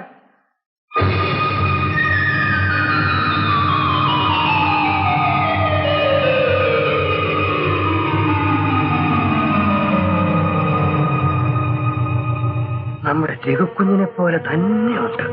അതെ അതെ, അതുപോലെ തന്നെയുണ്ട്. ഇനി വല്ല പ്രേതോപത്തിയാണോ? അല്ല പാർവമ്മേ, എന്റെ കൈയൊന്ന് തൊട്ട് നോക്കൂ. പ്രേതത്തിന് ഉടലുണ്ടാവൂ? കുട്ടപ്പനൊന്ന് തൊട്ട് നോക്ക. അതേ കുട്ടപ്പൻ ചേട്ടാ, ഞാൻ രഘുവാണ്. രഘുക്കുഞ്ഞിന്റെ ശവം ദഹിപ്പിക്കാൻ ചിതയൊരുക്കി എന്നോടാണോ ഈ പറയുന്നത്? ഈ നാട്ടുകാരും പോലീസുകാരും നിങ്ങളെ വിശ്വസിക്കുകയില്ല. ഈ വേഷം കെട്ടിയതിന്റെ ഉദ്ദേശം എന്താണ്?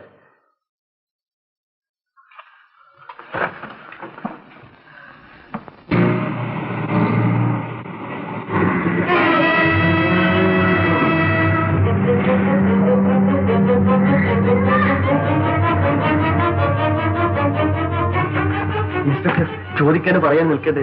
പിടിക്കുവിടുന്നേ. എന്റെ ചേട്ടന്റെ രൂപസാദൃശ്യം ഉള്ളതുകൊണ്ട് ഇവിടെ ഒന്ന് നാടകം നടത്തുകയാണ്. ഇവൻ തന്നെയാണ് സുമതിയുടെ റൂമിൽ കയറി ചെന്നത്.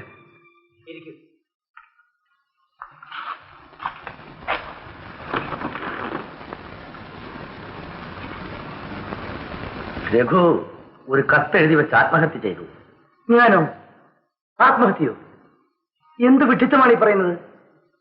പെട്രോൾ ഒഴിച്ചു വെന്തു മരിച്ച നിലയിലാണ് ശവം കണ്ടെത്തിയത്. എന്റെയോ? നിങ്ങളുടെ അല്ല, എന്റെ ചേട്ടന്റെ. പോസ്റ്റ്മോർട്ടം റിപ്പോർട്ട് നോക്കിയപ്പോഴും മറ്റ് സാഹചര്യങ്ങളെ പറ്റി ചിന്തിച്ചപ്പോഴും ഇതൊരു കൊലപാതകമാണെന്ന നിഗമനത്തിലാണ് ഞങ്ങൾ എത്തിയിട്ടുള്ളത്. എന്നെ കൊല ചെയ്യുന്നു ഇൻസ്പെക്ടർ. ദഹിപ്പിച്ചെങ്കിൽ ഇപ്പോൾ ഞാൻ എങ്ങനെ ഇവിടെ എത്തി? അതാണ് ഞങ്ങൾക്കും അറിയേണ്ടത്. രഘുവിന്റെ കാർ അവിടെ റോഡ് വക്കിൽ കിടപ്പുണ്ടായിരുന്നു. എന്റെ കാറോ? എന്റെ കാറ് ഞാനിവിടെ ഷെഡിൽ നിർത്തിയിട്ടാണ് പോയത്. എങ്ങോട്ട്? പെട്ടെന്നൊരു ഭ്രാന്ത് പോലെ എനിക്ക് തോന്നി. ആരും അറിയാതെ എവിടെയെങ്കിലും പോയി കുറച്ച് ദിവസം താമസിക്കണമെന്ന്. അങ്ങനെ ഇത്രയും നാൾ കാശ്മീരിൽ പോയി താമസിച്ചു. മതിയെന്ന് തോന്നിയപ്പോ തിരിച്ചു പോന്നു. കള്ളം, എല്ലാം പച്ചക്കള്ളം. ഇൻസ്പെക്ടർ, യാതൊരു കാരണവശാലും വിട്ടുകളയരുത്. എന്റെ ചേട്ടന്റെ സ്വത്തുക്കൾ അപഹരിച്ചെടുക്കാനുള്ള ഗൂഢതന്ത്രം ഇതിന് പിന്നിൽ ഉണ്ടാവണം. മിസ്റ്റർ ഗോപിനാഥ്, നിങ്ങളൊന്ന് ബഹളം ഉണ്ടാക്കാതിരിക്കണം. മിസ്റ്റർ രഘുനാഥ്, എന്തെങ്കിലും ആകട്ടെ, നിങ്ങൾ എന്റെ കൂടെ വരണം.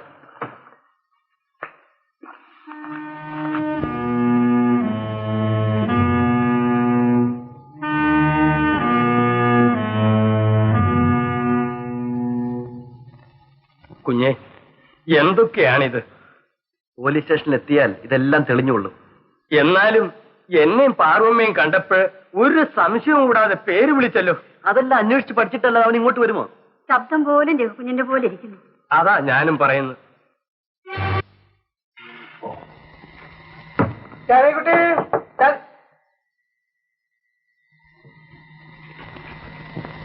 രാത്രി കഥവും തുറന്നിട്ടുണ്ട് കിടന്നുറങ്ങാന്നൊക്കെ പറഞ്ഞത് വല്ല കള്ളന്മാരോ വല്ല. ജാനകിക്കുട്ടി, ജാനകിക്കുട്ടി, ഞാൻ പറയുന്ന നീ ഒന്ന് കേക്ക്. നിന്റെ ചക്ക വീണു, എനിക്കൊരു മുയലിനെ കിട്ടി. തുടർന്ന് ചക്ക വീഴുമെന്നു എനിക്ക് മുയലിനെ കിട്ടുമെന്ന് ഞാൻ വിചാരിച്ചു. പെളുപ്പിനായി. ജാനകിക്കുട്ടി, ജാനകിക്കുട്ടി,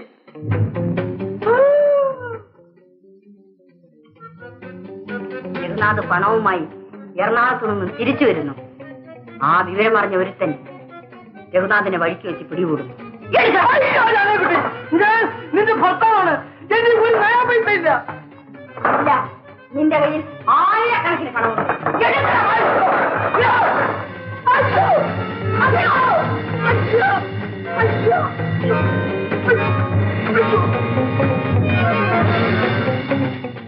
അങ്ങനെ രഘുനാഥ് തലയോട് പൊട്ടി മരിച്ചു.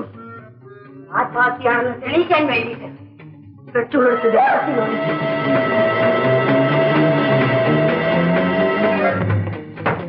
എന്നിട്ട് കളി കാര്യമായെന്ന് തോന്നുന്നല്ലോ. അയ്യോ എന്റെ പൊന്നെ, നീ എഴുന്നേറ്റ്. അയ്യോ ഒന്ന് എഴുന്നേറ്റ്.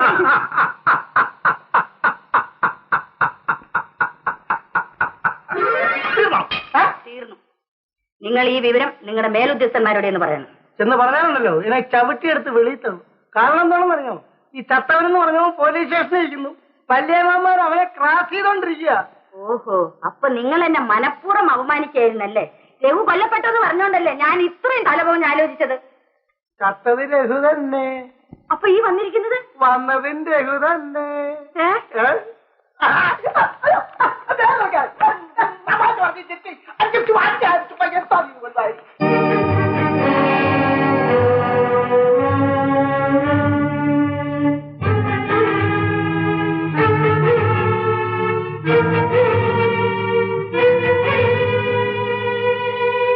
ഗോപിനാഥ്, ഈ നിൽക്കുന്നത് നിങ്ങളുടെ ചേട്ടനാണ്. ഇൻസ്പെക്ടർ അല്ല എന്നുള്ളതിന് യാതൊരു തെളിവുമില്ല. അതുകൊണ്ട് തന്നെ ഞങ്ങൾക്കൊന്നും ചെയ്യാൻ സാധ്യമല്ല. ഇൻസ്പെക്ടർ, ചേട്ടന്റെ ശവം കണ്ടെടുത്തത് നിങ്ങളാണ്. ആ ശവം എന്നെ ഏൽപ്പിച്ചത് നിങ്ങളാണ്. അതൊരു കൊലപാതകമാണെന്നും പറഞ്ഞ് നിങ്ങൾ അന്വേഷണം നടത്തുന്നു. എല്ലാം ശരിയാണ്. അപ്പോൾ ആ കൊലയെപ്പറ്റിയും ആ ശവത്തെപ്പറ്റി നിങ്ങൾ എന്ത് പറയുന്നു? അതേപ്പറ്റി വേറെ അന്വേഷിക്കേണ്ടിയിരിക്കുന്നു. അനിയ, ചത്തുപോയെന്ന് വിശ്വസിച്ചിരുന്ന നിന്റെ ചേട്ടൻ തിരിച്ചു വന്നതിൽ നിനക്ക് ആഘാതമില്ലേ? നീ അങ്ങനെ ചിന്തിക്കാത്തത്? മരിച്ചുപോയവരാരും ഇതേവരെ തിരിച്ചു വന്നിട്ടില്ല. ഇൻസ്പെക്ടർ, നിങ്ങൾ ഇയാൾ ഇവിടെ വിട്ടേച്ചു പോകാൻ പാടില്ല. ഈ വീട് അന്യർക്ക് താമസിക്കാനുള്ളതല്ല. I am very sorry mister Gopinath. നിരപരാധികളെ എന്തിന്റെയെങ്കിലും പേരിൽ പിടിച്ചു നിർത്താൻ ഞങ്ങൾക്ക് അധികാരമില്ല. ഞാൻ പോകുന്നു. ഇൻസ്പെക്ടർ, ഇവിടെ വല്ല സംഭവിച്ചാൽ അതിന് ഉത്തരവാദി നിങ്ങളായിരിക്കും. അല്ല, നിങ്ങളായിരിക്കും. ഈ നിൽക്കുന്നത് നിങ്ങളുടെ ചേട്ടനാണ്. ഇദ്ദേഹത്തിന്റെ ജീവൻ ഞങ്ങൾ നിങ്ങളെ ഏൽപ്പിക്കുന്നു. ഇദ്ദേഹത്തിന് എന്തെങ്കിലും സംഭവിച്ചു പോയാൽ അതിന് മറുപടി പറയേണ്ടി വരിക നിങ്ങളായിരിക്കും. ഓർമ്മയിരിക്കട്ടെ. ചേട്ടാ, എന്റെ മുറി ഒന്ന് വൃത്തിയാക്കും. എന്നെ വിശ്വാസമല്ലേ? ഓ, ശരിയാക്കാം കുഞ്ഞ്. ഇല്ല, ഈ വീടുമായി നിനക്ക് ഒരു ബന്ധവുമില്ല. അമ്മാവ, എന്നെ വിശ്വസിക്കൂ. ഞാൻ നിങ്ങളുടെ സ്വന്തം സഹോദരിയുടെ മകനാണ്. അനാവശ്യം പറയാതെ ഇറങ്ങി പോകുന്നതാണ് നല്ലത്. മേലാൽ ഈ വീടിന്റെ പടിയിൽ കയറുകയും ചെയ്യരുത്. സുമതിയെ ഗോപിക്ക് വിവാഹം കഴിച്ചു കൊടുക്കാൻ പോകുന്നതായി കേട്ടു. അടുത്ത മാസം നടക്കുകയും ചെയ്യും. നീ ആരാണ് ചോദിക്കാൻ? അമ്മാവ, ഞാൻ ആത്മഹത്യ ചെയ്തിട്ടില്ല. എന്നെ ആരും കൊന്നിട്ടുമില്ല. അത് ഞാൻ വിശ്വസിക്കുന്നു. അതുകൊണ്ടാണല്ലോ നീ ജീവനോട് എന്റെ മുമ്പിൽ നിൽക്കുന്നത്.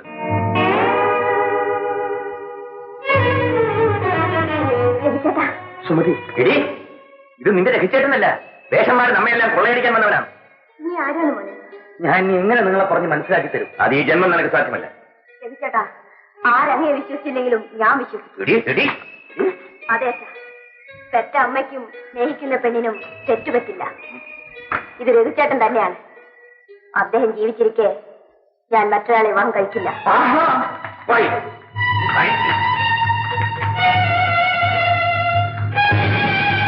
അച്ഛാ, ഇതുകൊണ്ടൊന്നും എന്റെ മനസ്സിന്റെ വാതിൽ അടയില്ല.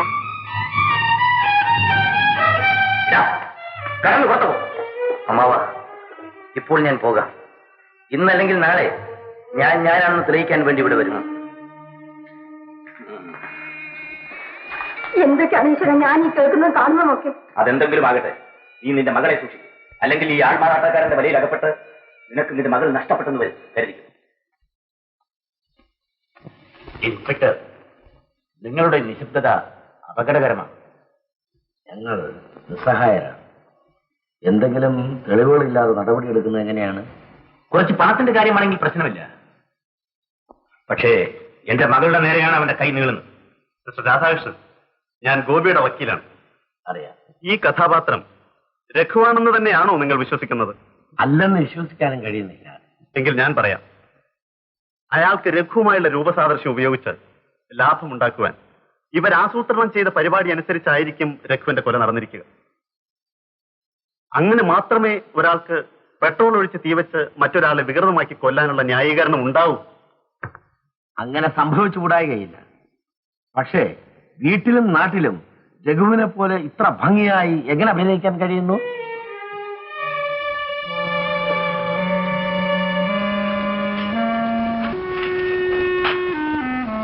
ഇതൊരു സങ്കീർണമായ കേസാണ്. രഘുനാഥന്റെ കത്താണ് ഏറ്റവും വലിയ തലവേദന ഉണ്ടാക്കുന്നത്.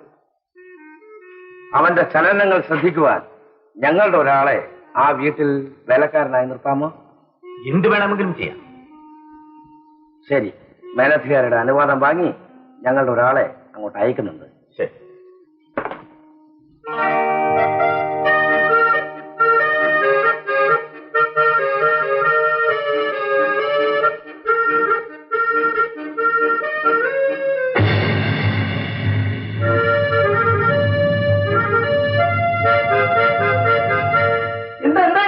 പിന്നെ എന്റെ യൂണിഫോമിനെ അവമാനിക്കരുത്. അല്ലേ, നേരെ എന്ത് മാത്രമായി ഇന്ന് ഡ്യൂട്ടിക്ക് പോകണ്ടേ? നിങ്ങൾക്ക് പോകാൻ പറ്റൂലെങ്കിൽ പകരം ഞാൻ തന്നെ അങ്ങ് പോകാമെന്ന് വിചാരിക്കുകയായിരുന്നു. അപ്പൊ എനിക്ക് ഉദ്യോഗ ഇറക്കം കിട്ടിയവരും നീ അറിഞ്ഞില്ലേ? അല്ല, കയറ്റം എന്ന് പറഞ്ഞപ്പോ ഇറക്കമായോ? ഈ കേസിന്റെ തുമ്പ് കണ്ടുപിടിക്കാനുള്ള ഒരു പ്രധാന കണ്ണിയായിട്ട് എന്നെ തരം താഴ്ത്തിയിരിക്കുക. ആ തുമ്പ് നീ തന്നെ കണ്ടുപിടിച്ചിരുന്നെങ്കിൽ ഈ വേലക്കാരനായിട്ട് ആ വീട്ടിൽ എനിക്ക് നിൽക്കേണ്ടി വരുമായിരുന്നു. ഭർത്താവേ, ഈ കേസ് നമ്മുടെ അന്തസ്സിന് അത്ര ഹാനികരമല്ല. ഇന്നവരെ ഞാൻ സമ്പാദിച്ച സൽപ്പേര് നിങ്ങൾ നശിപ്പിക്കും. അയ്യോ, അങ്ങനെ പറയരുത്. പൊതുവേ പോലീസുകാരുടെ ഭാര്യമാരെ പറ്റി വളരെ നല്ല പേരാ, പ്രത്യേകിച്ച് കാനിയക്കുട്ടിയെ പറ്റി. എന്തോ ഈ വേഷം ധരിച്ചപ്പോ എനിക്ക് തോന്നി. ഈ രഘു എന്ന് പറയുന്ന പുനർജന്മി ആരാ? CID നിങ്ങളുടെ ആളാ. സത്യം പറയുമ്പോൾ വിരളി പിടിക്കരുത്. നിങ്ങൾ സുരഭിലയിൽ പോയി മരിച്ച രഘുവിന്റെ ഡയറി മെച്ചെടുത്തോണ്ട് വന്നില്ലേ? എന്നിട്ട് ആ ഡയറി വായിച്ചു നോക്കിയിട്ട് അതുപോലുള്ള ഒരാളെ നിങ്ങൾ പടച്ചുണ്ടാക്കുകയായിരുന്നു. ഞാൻ ഇപ്പോൾ വായിക്കുന്ന പുസ്തകത്തിൽ ഇതേപോലൊരു കഥാപാത്രമുണ്ട്. കാനിയക്കുട്ടി, ഈ ദേഷ്യം എന്ന് പറയുന്നുണ്ടല്ലോ, ആ വികാരം എനിക്ക് അവകാശപ്പെട്ടതാണ്. എന്നാ ചെന്ന് പിടിച്ചോണം. പക്ഷെ പിടുത്തം സ്വന്തം കഴുത്തേലാവരുത്. ഞങ്ങളുടെ CID വർഗത്തിൽപ്പെട്ടവനാണെന്നുണ്ടെങ്കിൽ ഞാൻ അറിയണ്ടേ? ഭാര്യയാണെങ്കിലും അനാവശ്യം പറയുന്നതിനൊക്കെ ഒരു ആദ്യമുണ്ട് കേട്ടോ. പിന്നെ തോന്നിയാസം പറഞ്ഞാലുണ്ടല്ലോ, മര്യാദക്ക് വെച്ചോളൂ. പോയില്ലെങ്കിൽ ഇതെന്താണെന്ന് അറിയാലോ. ആ ലാത്തി ഇതിന്റെ ചൂടറിയോ? ഇല്ല, എന്റെ ലാത്തിയുടെ ചൂട് ഞാൻ അറിയിച്ചിട്ടേ ഉള്ളൂ. എന്നാലേ ഇതിന്റെ ചൂടൊന്നും നിങ്ങൾ മനസ്സിലായോ?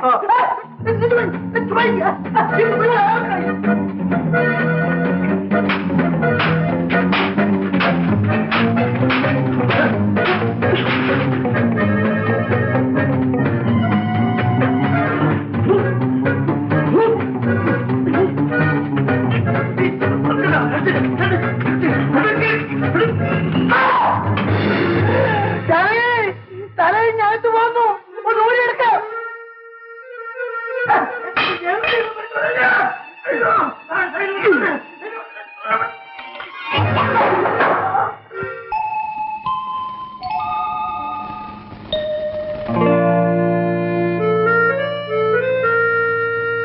നീ ആര്? പുതുതായിട്ട് നിയമിച്ച വേലക്കാരൻ. പേര്? ശിവശങ്കരൻ. അങ്ങേ പ്രത്യേകം ശ്രദ്ധിക്കാൻ കൊച്ചുമുതലാളി നിയമിച്ചിരിക്കുകയാണ്. ആ ഫോട്ടോ അവിടെ നിന്ന് മാറ്റും. ഇത് ഇവിടുത്തെ മരിച്ചുപോയ ആരുടേതാണെന്ന് ഞാൻ ചോദിച്ചില്ല. എടുത്ത് മാറ്റും. ആ ഫോട്ടോ എടുത്ത് മാറ്റാൻ ഞാൻ പറയായിരുന്നു. ഞാനിവിടെ ഉള്ളപ്പോ എന്റെ ഫോട്ടോ വെച്ച് പിടിക്കുന്നത് എന്തിനാ?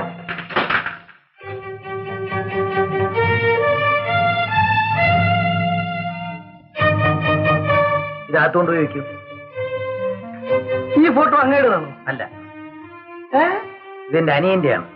അവൻ കാശ് മുടക്കി ഫ്രെയിം ചെയ്ത് വെച്ചിട്ടുള്ളതാണ്. അതുകൊണ്ട് ഇതിന്റെ പേരിൽ എനിക്ക് യാതൊരു അവകാശവുമില്ല. അവന് കൊടുത്തേക്ക്.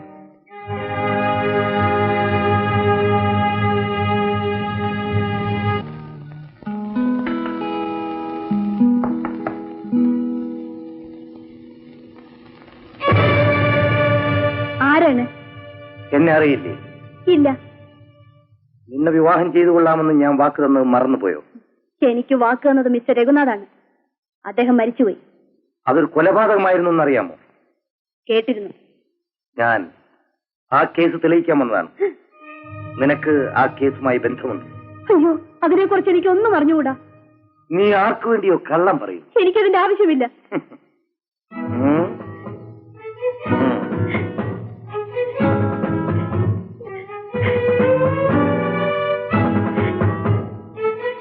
നിനക്കൊരു കാളസർപ്പത്തിന്റെ സൗന്ദര്യമുണ്ട്. അതുകൊണ്ട് എന്നെ മയക്കാൻ നോക്കണ്ട. പറയൂ, ഈ കൊലപാതകം എങ്ങനെ നടന്നു?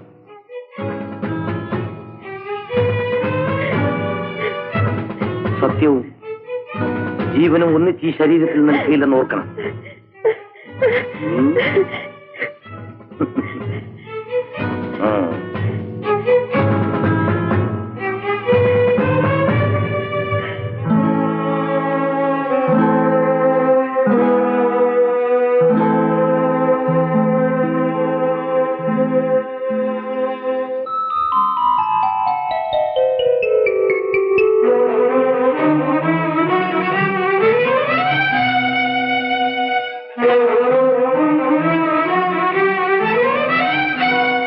എന്ത് പറഞ്ഞാലും എന്നെ കൊണ്ട് തീരെത്തിക്കുന്ന നിങ്ങളാണ്.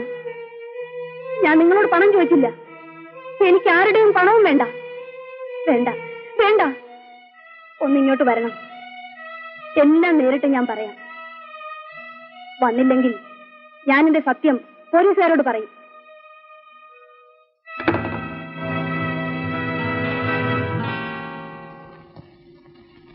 അങ്ങൊന്ന് കാപ്പി കഴിച്ചില്ലേ? ഞാൻ മറന്നുപോയി.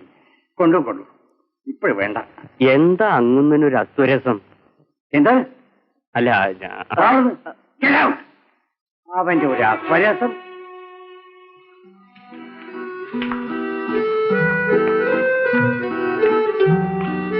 കുട്ടപ്പൻ ചേട്ടാ. കുഞ്ഞെന്തിനാ ഇങ്ങോട്ട് വന്നത്? രഘുചേട്ടനില്ലേ? രഘുചേട്ടനോ? കുഞ്ഞെന്താ ഈ പറയുന്നത്? അതെ, അദ്ദേഹം തന്നെ. ആ, അദ്ദേഹമുണ്ട് ആ മുറിയിൽ. വരൂ.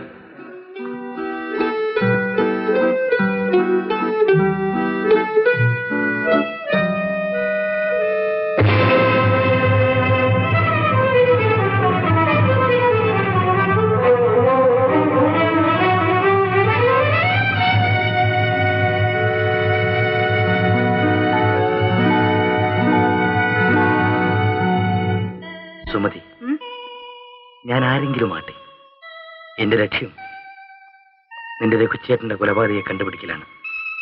അതുവരെയെങ്കിലും ഞാൻ രഘുവാണെന്ന് വിശ്വസിച്ച് എന്നോട് സ്നേഹം ഭാവിക്കണം.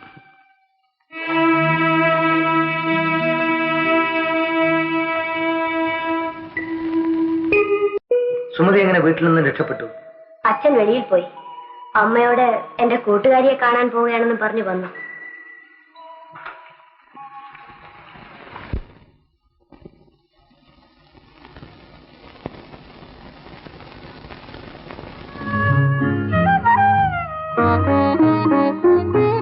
സപ്തസ്വരങ്ങളാ കോരിത്തരിക്കുന്ന സപ്തതന്ത്രിയെ പോലെ,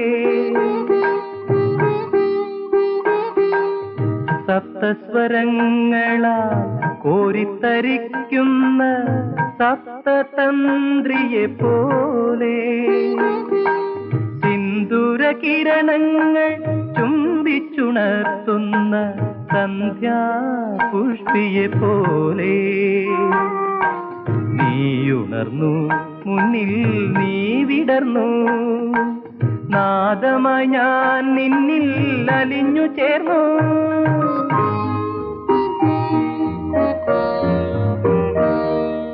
ചൈത്രയാമിനി ചന്ദ്രികയാലൊരു ചിത്രനീരാളം വിരിച്ചു. ഇന്ദിവരമിഴി എൻ തമ്പുരുവിൽ ഹിന്ദോളരാഗം തുടിച്ചു.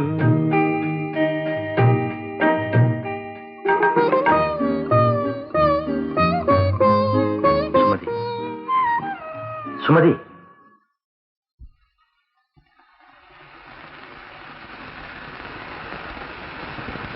സുമതി പോയിക്കൊള്ളു.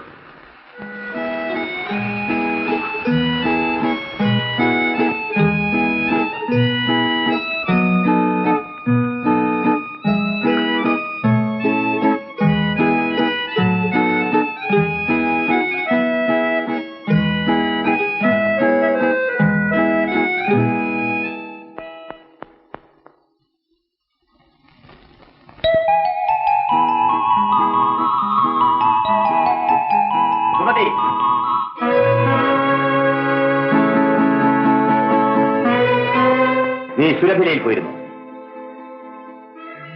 ഗോപിയുടെ മുമ്പിൽ കൂടി ആ കള്ളനെ കാണാൻ നീ ചെന്നു അല്ലേ?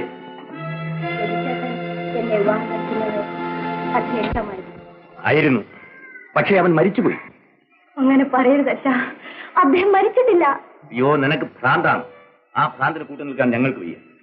ഇനി മേലാൽ നീ വീടിന്റെ പടി വിട്ട് പുറത്തിറങ്ങരുത്. നിനക്കൊരു വിവാഹം നടക്കുമെങ്കിൽ അത് ഗോപിയോട് ഒന്നിച്ചായിരിക്കും. അത് ഓർമ്മയിരിക്കും.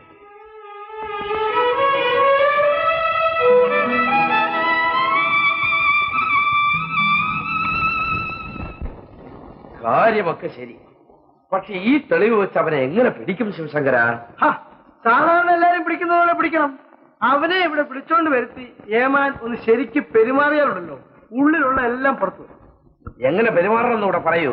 അത് ഞാൻ ഏമാൻ പറഞ്ഞുകൊണ്ട് ഏമാൻ എത്രയോ പെരുമാറിയ. നമ്മൾ ഇവിടെ തൊട്ടാ പെരുമാറി തുടങ്ങുന്നു. വയറ്റിനടിച്ചാൽ വയറിലുള്ളതേ പുറത്തു വരൂ. നമുക്ക് മനസ്സിലുള്ളതാണ് വേണ്ടത്. എന്നാൽ നെഞ്ചു നോക്കിയിടിച്ചാ മതി. നെഞ്ചിലാണോ മനസ്സ്? പിന്നെ എവിടാ മനസ്സിരിക്കുന്നത്?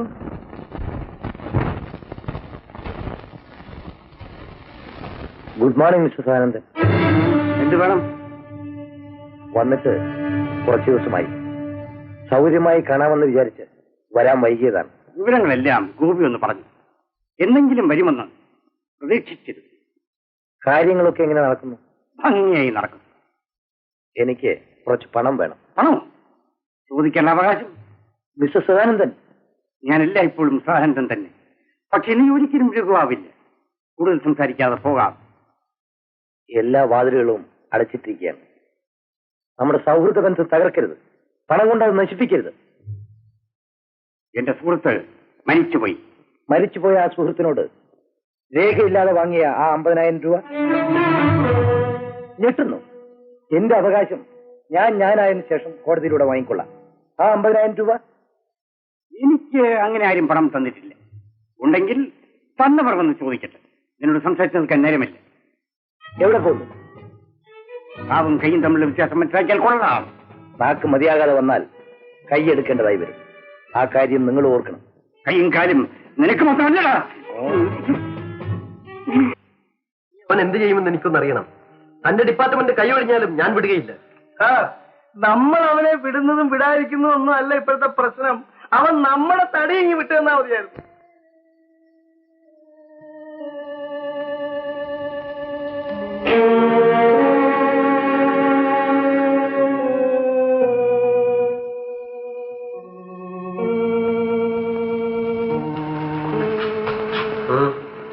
സേഫിൽ പണമില്ലേ ഗോപി? ഉണ്ട്. എന്നാ താക്കോലിഞ്ഞ. എന്തിനാണ്? നിങ്ങൾ പണത്തിന് ആവശ്യം. ചോദിക്കാൻ അവകാശം. അനിയ, കണ്ണടച്ച് ഇരുട്ടാക്കുന്നത് നല്ലതല്ല. തെറ്റിദ്ധരിക്കുന്നു. ഞാൻ രാത്രി പോലും കണ്ണടയ്ക്കാറില്ല. കാരണം ഇരുട്ടായി പോകുമെന്ന് പേടിക്കുകയാണ്. മാറി നിൽക്കും. അനിയ, മാറി നിൽക്കാനാ പറഞ്ഞത്.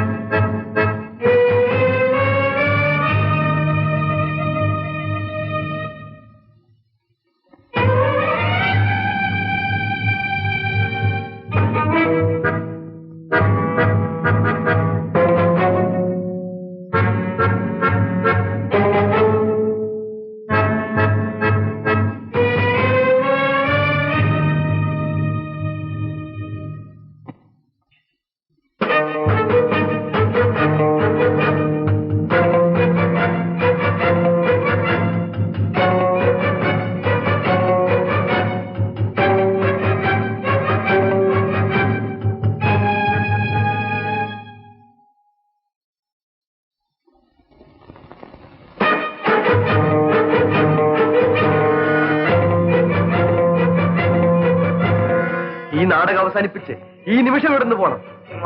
വന്ന വഴിക്ക് പോയില്ലെങ്കിൽ പോകാൻ ഇഷ്ടമില്ലാത്ത വഴിക്ക് ഞാൻ പറഞ്ഞയക്കും. അയച്ചോളൂ. പക്ഷേ അതിന്റെ ഫലമായി നീയും നിനക്ക് ഇഷ്ടമില്ലാത്ത വഴിക്ക് പോകേണ്ടി വരും. തൂക്കുമരത്തിലേക്കോ ജയിലിലേക്കോ. എന്നെ ഇവിടെ വിട്ടേച്ച് പോകുമ്പോ ഇൻസ്പെക്ടർ രാധാകൃഷ്ണൻ പറഞ്ഞ ഓർമ്മയുണ്ടല്ലോ.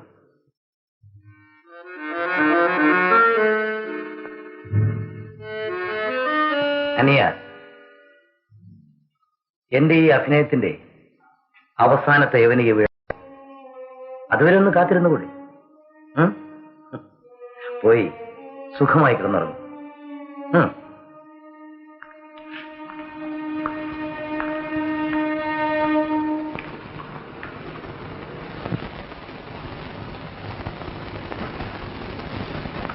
വല്ല ഐഡിയ കിട്ടുന്നുണ്ടോ? ഞാൻ കൂടെ തല ചൊറഞ്ഞു തരാം. ഈ രഘുനാഥ് എന്ന് പറയുന്നവൻ രഘുനാഥ് തന്നെ. അല്ല അല്ല അല്ല അല്ല, നിങ്ങളൊന്ന് അടങ്ങിയിരുന്ന് ഞാൻ പറയുന്നത് കേക്ക്. നീ എന്ത് പറഞ്ഞാലും ഞാൻ വിശ്വസിക്കാം, ഇത് മാത്രം ഞാൻ വിശ്വസിക്കില്ല. അല്ല കണ്ട, നീ അവിടെ നില്ല കേട്ടോ, ഞാൻ പറയട്ടെന്ന് പറയുന്നില്ലയോ. നിങ്ങൾ അവിടെ ഇരിക്കുന്നേ. ഈ രഘുനാഥ് കൊല്ലപ്പെട്ടിട്ടില്ല, കൊലയാളിയാണ്. നിനക്ക് കിറുക്കാണ്. നിങ്ങൾക്ക് ഇഷ്ടമുണ്ടെങ്കിൽ കേട്ടാ മതി. ഞാനേ തല പുകഞ്ഞാലോചിച്ചിട്ട് കിട്ടിയതാ. കേട്ടെ. രഘുനാഥിനെ ആരോ കൊല്ലാൻ ശ്രമിച്ചു. പക്ഷെ സംഭവിച്ചത് മറിച്ചാണ്. കൊല്ലാൻ വന്നവനെ കൊന്നിട്ട് രഘുനാഥ് വിട്ടു. ശരി, സമ്മതിച്ചു. പിന്നെ അവൻ തിരികെ വന്ന എന്തിനെ? ഈ ചോദ്യമൊക്കെ അങ്ങനെയുടെ ഒന്നും ചോദിക്കരുത്, എന്നോട് ചോദിക്കരുത്. എടി ഭാര്യ, നീ ഇപ്പൊ പറഞ്ഞ ഈ വിഡിത്തം ഉണ്ടല്ലോ, ഞാൻ സമക്ഷത്തിൽ ബോധിപ്പിച്ചാൽ എന്റെ വസ്ത്രങ്ങൾ അഴിച്ചു വെച്ച് മുദ്രയും എടുത്ത് എന്നെ നേരെ വീട്ടിലേക്ക് അയക്കും, അറിയോ? എന്നാലേ മേലാല് ഈ കേസിനെ കുറിച്ച് ഒരൊറ്റ എന്നോട് ചോദിച്ചു. അങ്ങനെ നീ പണങ്ങിയാലോ? ഈ നാട്ടിലെ ജനസംഖ്യയിൽ അങ്ങനെ ഒരു കുറവ് വന്നിട്ടുള്ളതായിട്ട് ഒരു പരാതി ഇതുവരെ ലഭിച്ചിട്ടില്ലല്ലോ. നാട്ടിലെ കാര്യം അവിടെ കിടക്കട്ടെ. ഈ വീട്ടിലെ ജനസംഖ്യയിൽ ഇതേവരെ ഒരു വർധനവ് വന്നിട്ടില്ല എന്നുള്ളൊരു പരാതി പെൻഡിങ്ങിൽ കിടക്കുന്നത് നിങ്ങൾക്ക് ഓർമ്മയുണ്ടോ? ഓ ആ പരാതി അതിപ്പോ എന്റെ മാത്രം കുറ്റമാണോ? ഈ കേസന്വേഷണം പോലെ നമുക്ക് രണ്ടും കൂടെ ശ്രമിച്ചു നോക്കാം, പറ്റിയാ പറ്റി.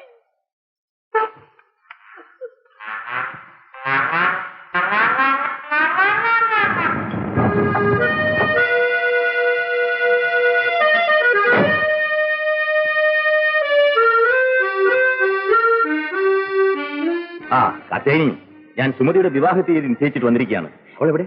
ഇവിടെ അങ്ങനെ ഒരു വിവാഹം നടക്കില്ല. മകൾ അവന്റെ കൂടെ ഇറങ്ങിപ്പോയി. അവൻ കാറുമായി വന്നിരുന്നു. ഞാൻ പിടിച്ചിട്ട് നിൽക്കണ്ടേ? നീ പോയിക്കോ.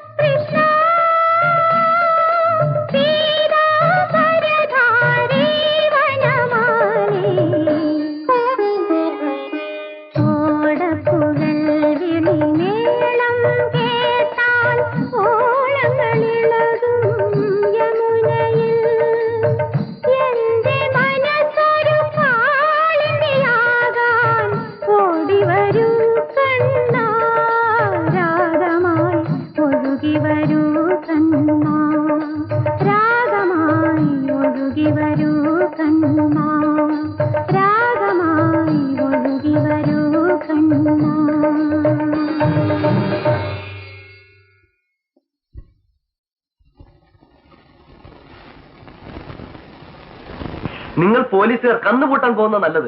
ഇന്ന് വരെ നിങ്ങൾക്ക് അവനെ അറസ്റ്റ് ചെയ്യാൻ തെളിവ് കിട്ടിയില്ല.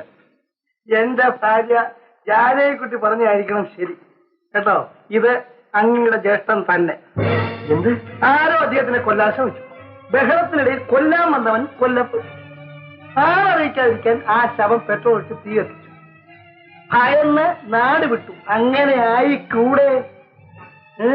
എന്താണ് മിണ്ടാത്തത്? ശിവശങ്കരപ്പിള്ള പോയിക്കൊള്ളു.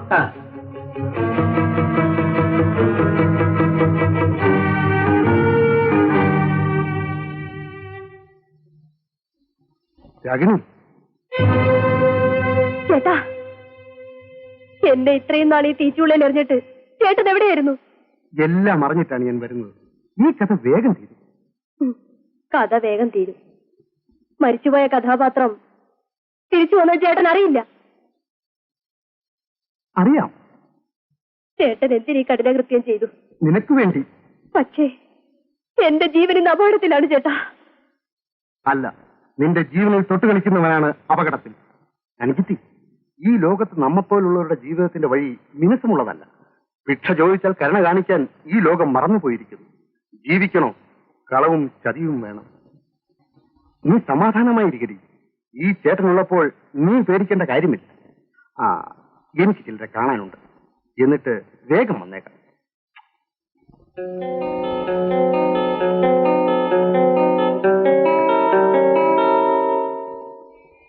മരിച്ചവൻ മരിച്ചു.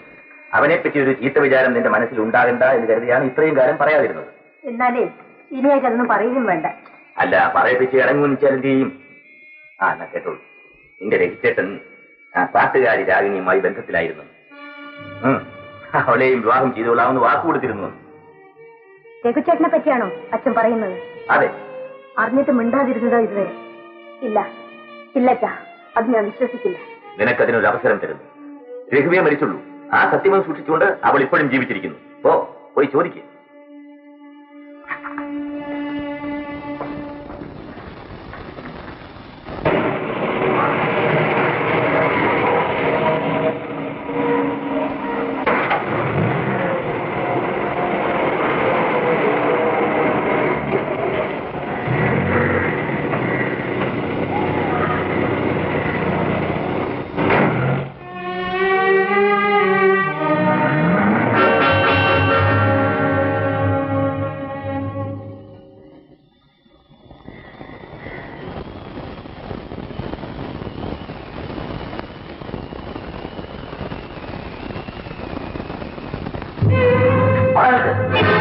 നിന്നോട് ഇവിടെ വരാൻ പാടില്ലെന്ന് പറഞ്ഞിട്ടില്ലേ? അമ്മാവ, നാളെ നിങ്ങൾ ദുഃഖിക്കേണ്ടതായി വരും. എന്റെ കുടുംബത്തിന്റെ ദുഃഖവും ഭാവി നിന്നെ ഏൽപ്പിച്ചിട്ടില്ല. ഞാനാണെന്ന് തെളിയിക്കാൻ എന്നെ അനുവദിക്കൂ. എനിക്ക് പണത്തിനും സ്വത്തിനും താല്പര്യമില്ല.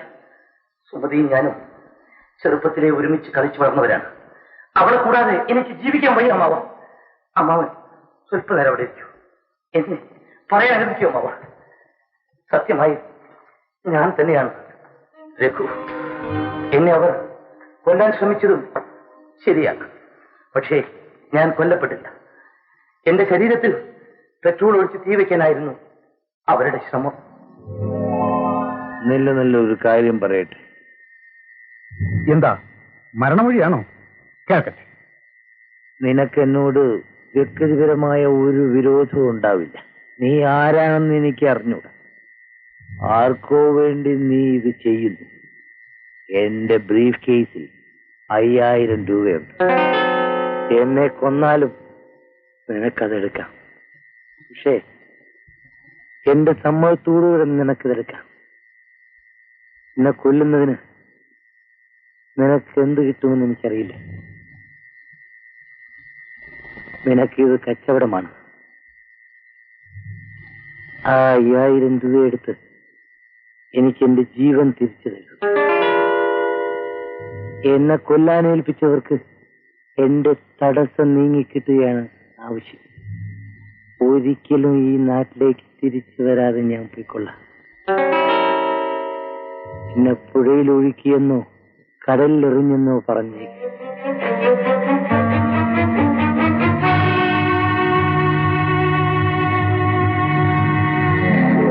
അങ്ങനെ അവൻ എന്നെ മോചിപ്പിച്ചു. ഞാൻ ബോംബെക്ക് പോയി. മരണത്തെക്കാൾ നല്ലത് ജീവിതമാണെന്ന് കരുതിയിട്ടാണ് അങ്ങോട്ട് പോയത്. കുറച്ചുനാൾ കഴിഞ്ഞപ്പോൾ ആ ബോധം നശിച്ചു തുടങ്ങി. മറ്റെന്ത് നഷ്ടപ്പെട്ടാലും സുമതിയെ എന്റെ മനസ്സിന് ആവശ്യമായിരുന്നു. മരണത്തിൽ നിന്നുള്ള ഒളിച്ചോട്ടം വ്യർത്ഥമായി തുടങ്ങി. ഞാൻ ഇങ്ങോട്ട് തിരിച്ചു പോന്നു. ഇവിടെ വന്നപ്പോഴാണ് എന്റെ മരണത്തെക്കുറിച്ചുള്ള വാർത്തകൾ അറിഞ്ഞത്. ഞാൻ കൊല്ലപ്പെട്ടിരിക്കുന്നു. മനോഹരമായ കഥ. ഇതാണ് സത്യം. എങ്കിൽ അങ്ങ് കൊല്ലപ്പെട്ട ഞങ്ങൾ ദഹിപ്പിച്ചു കളഞ്ഞ ശവം ആരുടേതാണെന്ന് പറഞ്ഞു. എന്താണ് ഒന്നും മിണ്ടാതെ നിൽക്കുന്നത്? അതെനിക്ക് അറിഞ്ഞൂടാ. നീ ആരായാലും ശരി, ആ കൊല നിന്റെ കൈകൊണ്ട് തന്നെ നടന്നതാവണം. അയ്യോ അമ്മാവ, ഒരു കൊലയാളിക്ക് ഞാൻ എന്റെ മകളെ കൊടുക്കുകയില്ല. മാത്രമല്ല നീ രഘുവായാൽ കൂടി എന്റെ മകൾ നിന്നെ വെറുക്കുകയോ? ആ പാട്ടുകാരി രാഗിണിയിൽ നിന്ന് നിന്റെ വിശ്വരൂപം മനസ്സിലാക്കിക്കൊണ്ട് അവൾ ഇപ്പോൾ തിരിച്ചെത്തി. അതിനു മുമ്പ് ഇവിടുന്ന് പോകുന്നതാണ് നിനക്ക് നല്ലത്. അല്ലെങ്കിൽ അവൾ തന്നെ നിന്നെ ആറ്റി പുറത്താക്കും.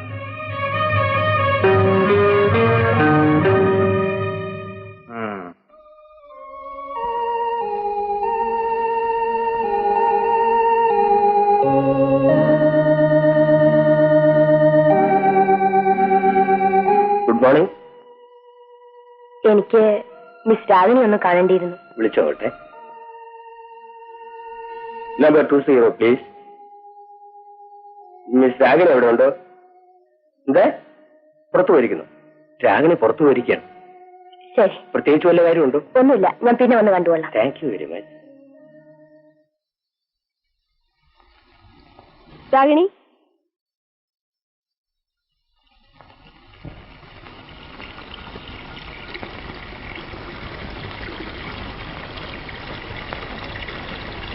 രാഗിണി,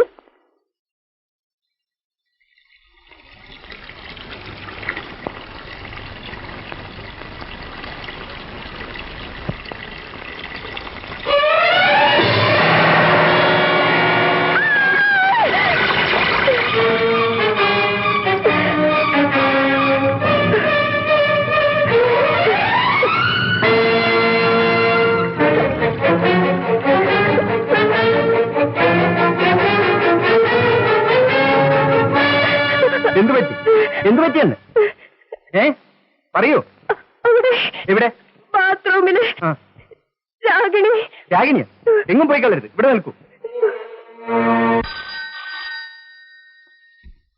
ഹലോ, പപ്പനാണ്, ഇവിടുത്തെ വേലക്കാരൻ പപ്പൻ. സദാനന്ദൻ സാറോ? ഇല്ലല്ലോ. ഇല്ല, ഇപ്പൊ പുറത്തേക്ക് അങ്ങോട്ട് പോയുള്ളൂ. ഇല്ല, എപ്പോഴാ വരുമെന്നും എങ്ങോട്ടാണെന്നൊന്നും പറഞ്ഞില്ല. ആരാ അപ്പുറത്ത് സംസാരിക്കുന്നത്? ഹലോ ഹലോ, ആരാ അപ്പുറത്ത് സംസാരിക്കുന്നു? ഉണ്ടില്ലേ?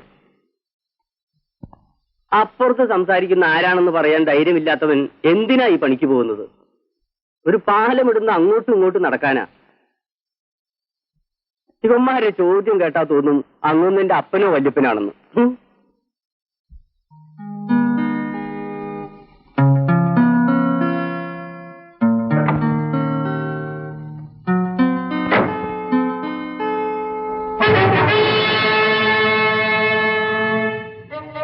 എവിടെ വെച്ച് കാണുമെന്ന് ഞാൻ ആലോചിക്കുകയായിരുന്നു. ഞാനും ചില കാര്യങ്ങൾ പറയുവാനുണ്ട്. പറയൂ. ഇവിടെ ഒരു സ്ഥലമില്ല, വിടൂ.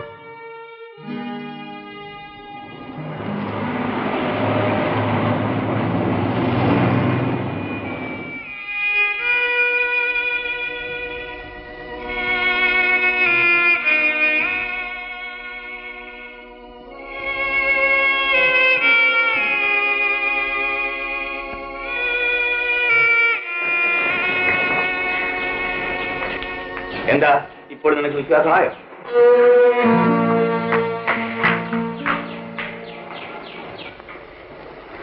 ഈ മരുന്ന് നേരത്തെ കൊടുക്കേണ്ടതായിരുന്നു. കയ്പും പുളിയും ഒന്നും സാരമല്ല, മധുരം ഗോപി കൊടുത്തുകൊള്ളു. എനിക്ക് നിങ്ങളെ ചിരിയൊന്നും കാണണ്ട.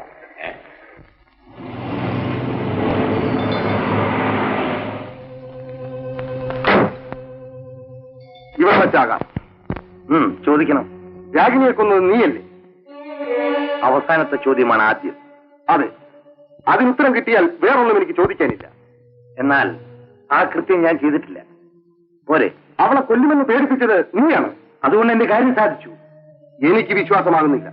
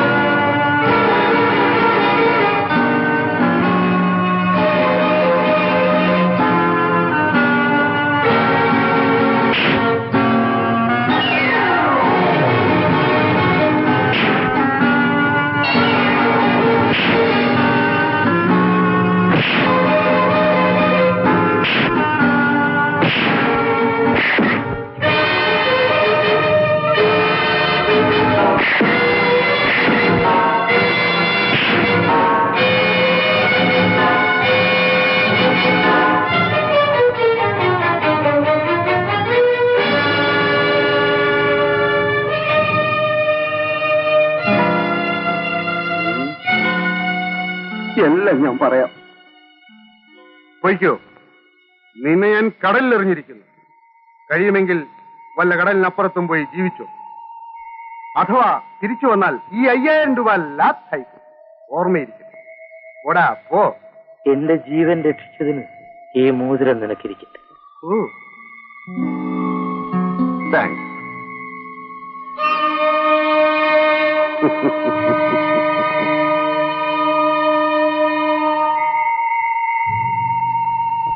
ഒന്ന്, രണ്ട്, എന്റെ വീതം കൂടി.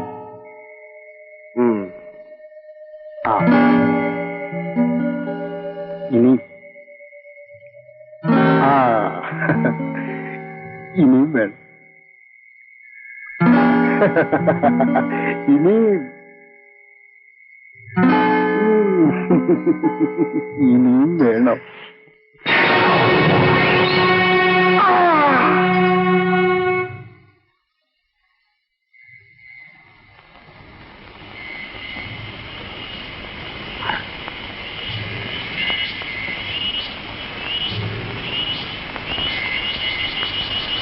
എടോ എടോ എടോ,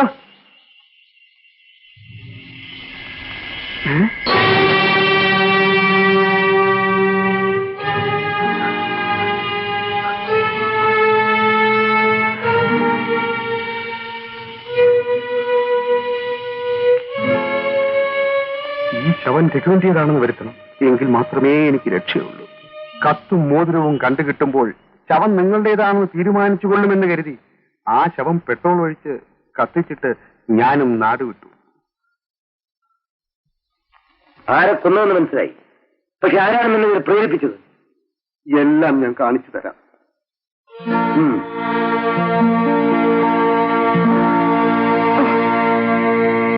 പോലീസുകാർ ആ കള്ളനെ പിടിക്കാത്തതെന്താണെന്നാ ഞാൻ ആലോചിക്കുന്നത്. ആരെന്ത് പറഞ്ഞിട്ടും അത് രഘു തന്നെയാണെന്നാ ഞാനും വിശ്വസിച്ചത്.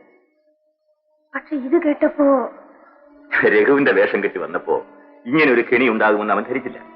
തന്റെ പദ്ധതി പൊളിയുമെന്ന് വന്നപ്പോഴാ അവൻ അവളെ കൊന്നത്. ഏതായാലും ഈശ്വരൻ എന്റെ മോളെ വലിയൊരു ആപത്തിൽ നിന്ന് രക്ഷിച്ചു. ശരിയാണ്.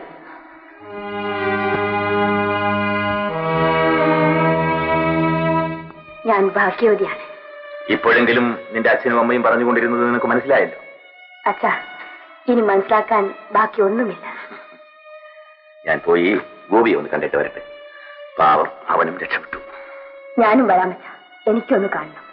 ശരി, വരും.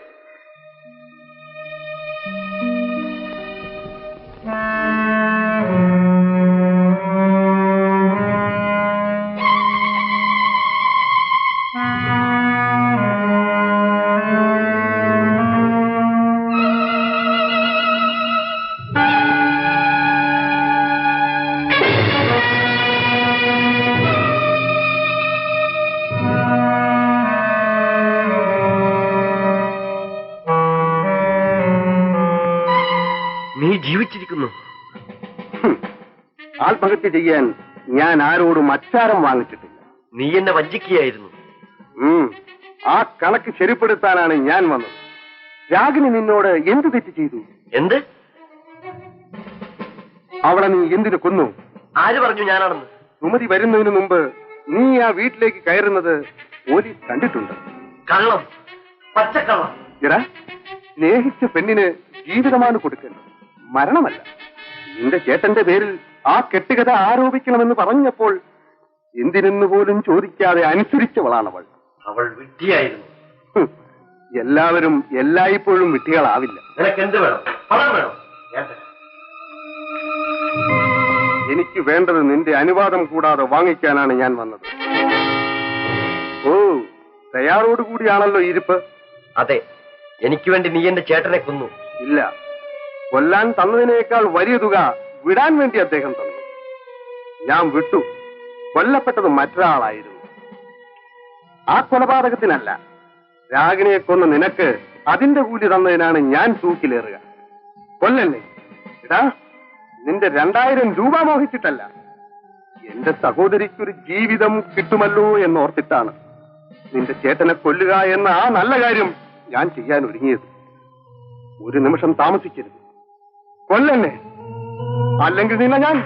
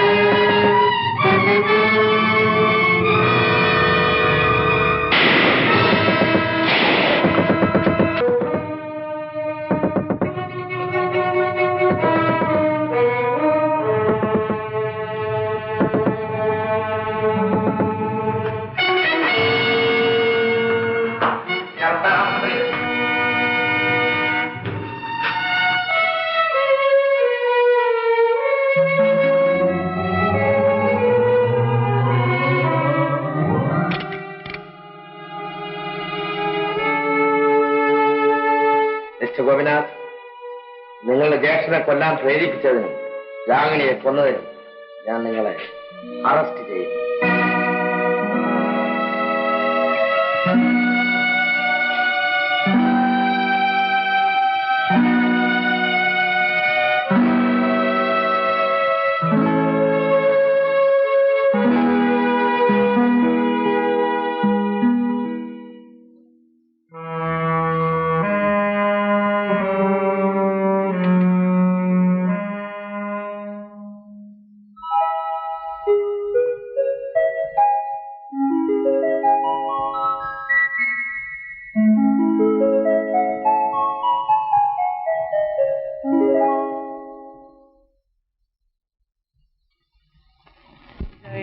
ചൈത്രയാമിനി ചന്ദ്രികയാലൊരു ചിത്രനീരാളം വിരിച്ചു.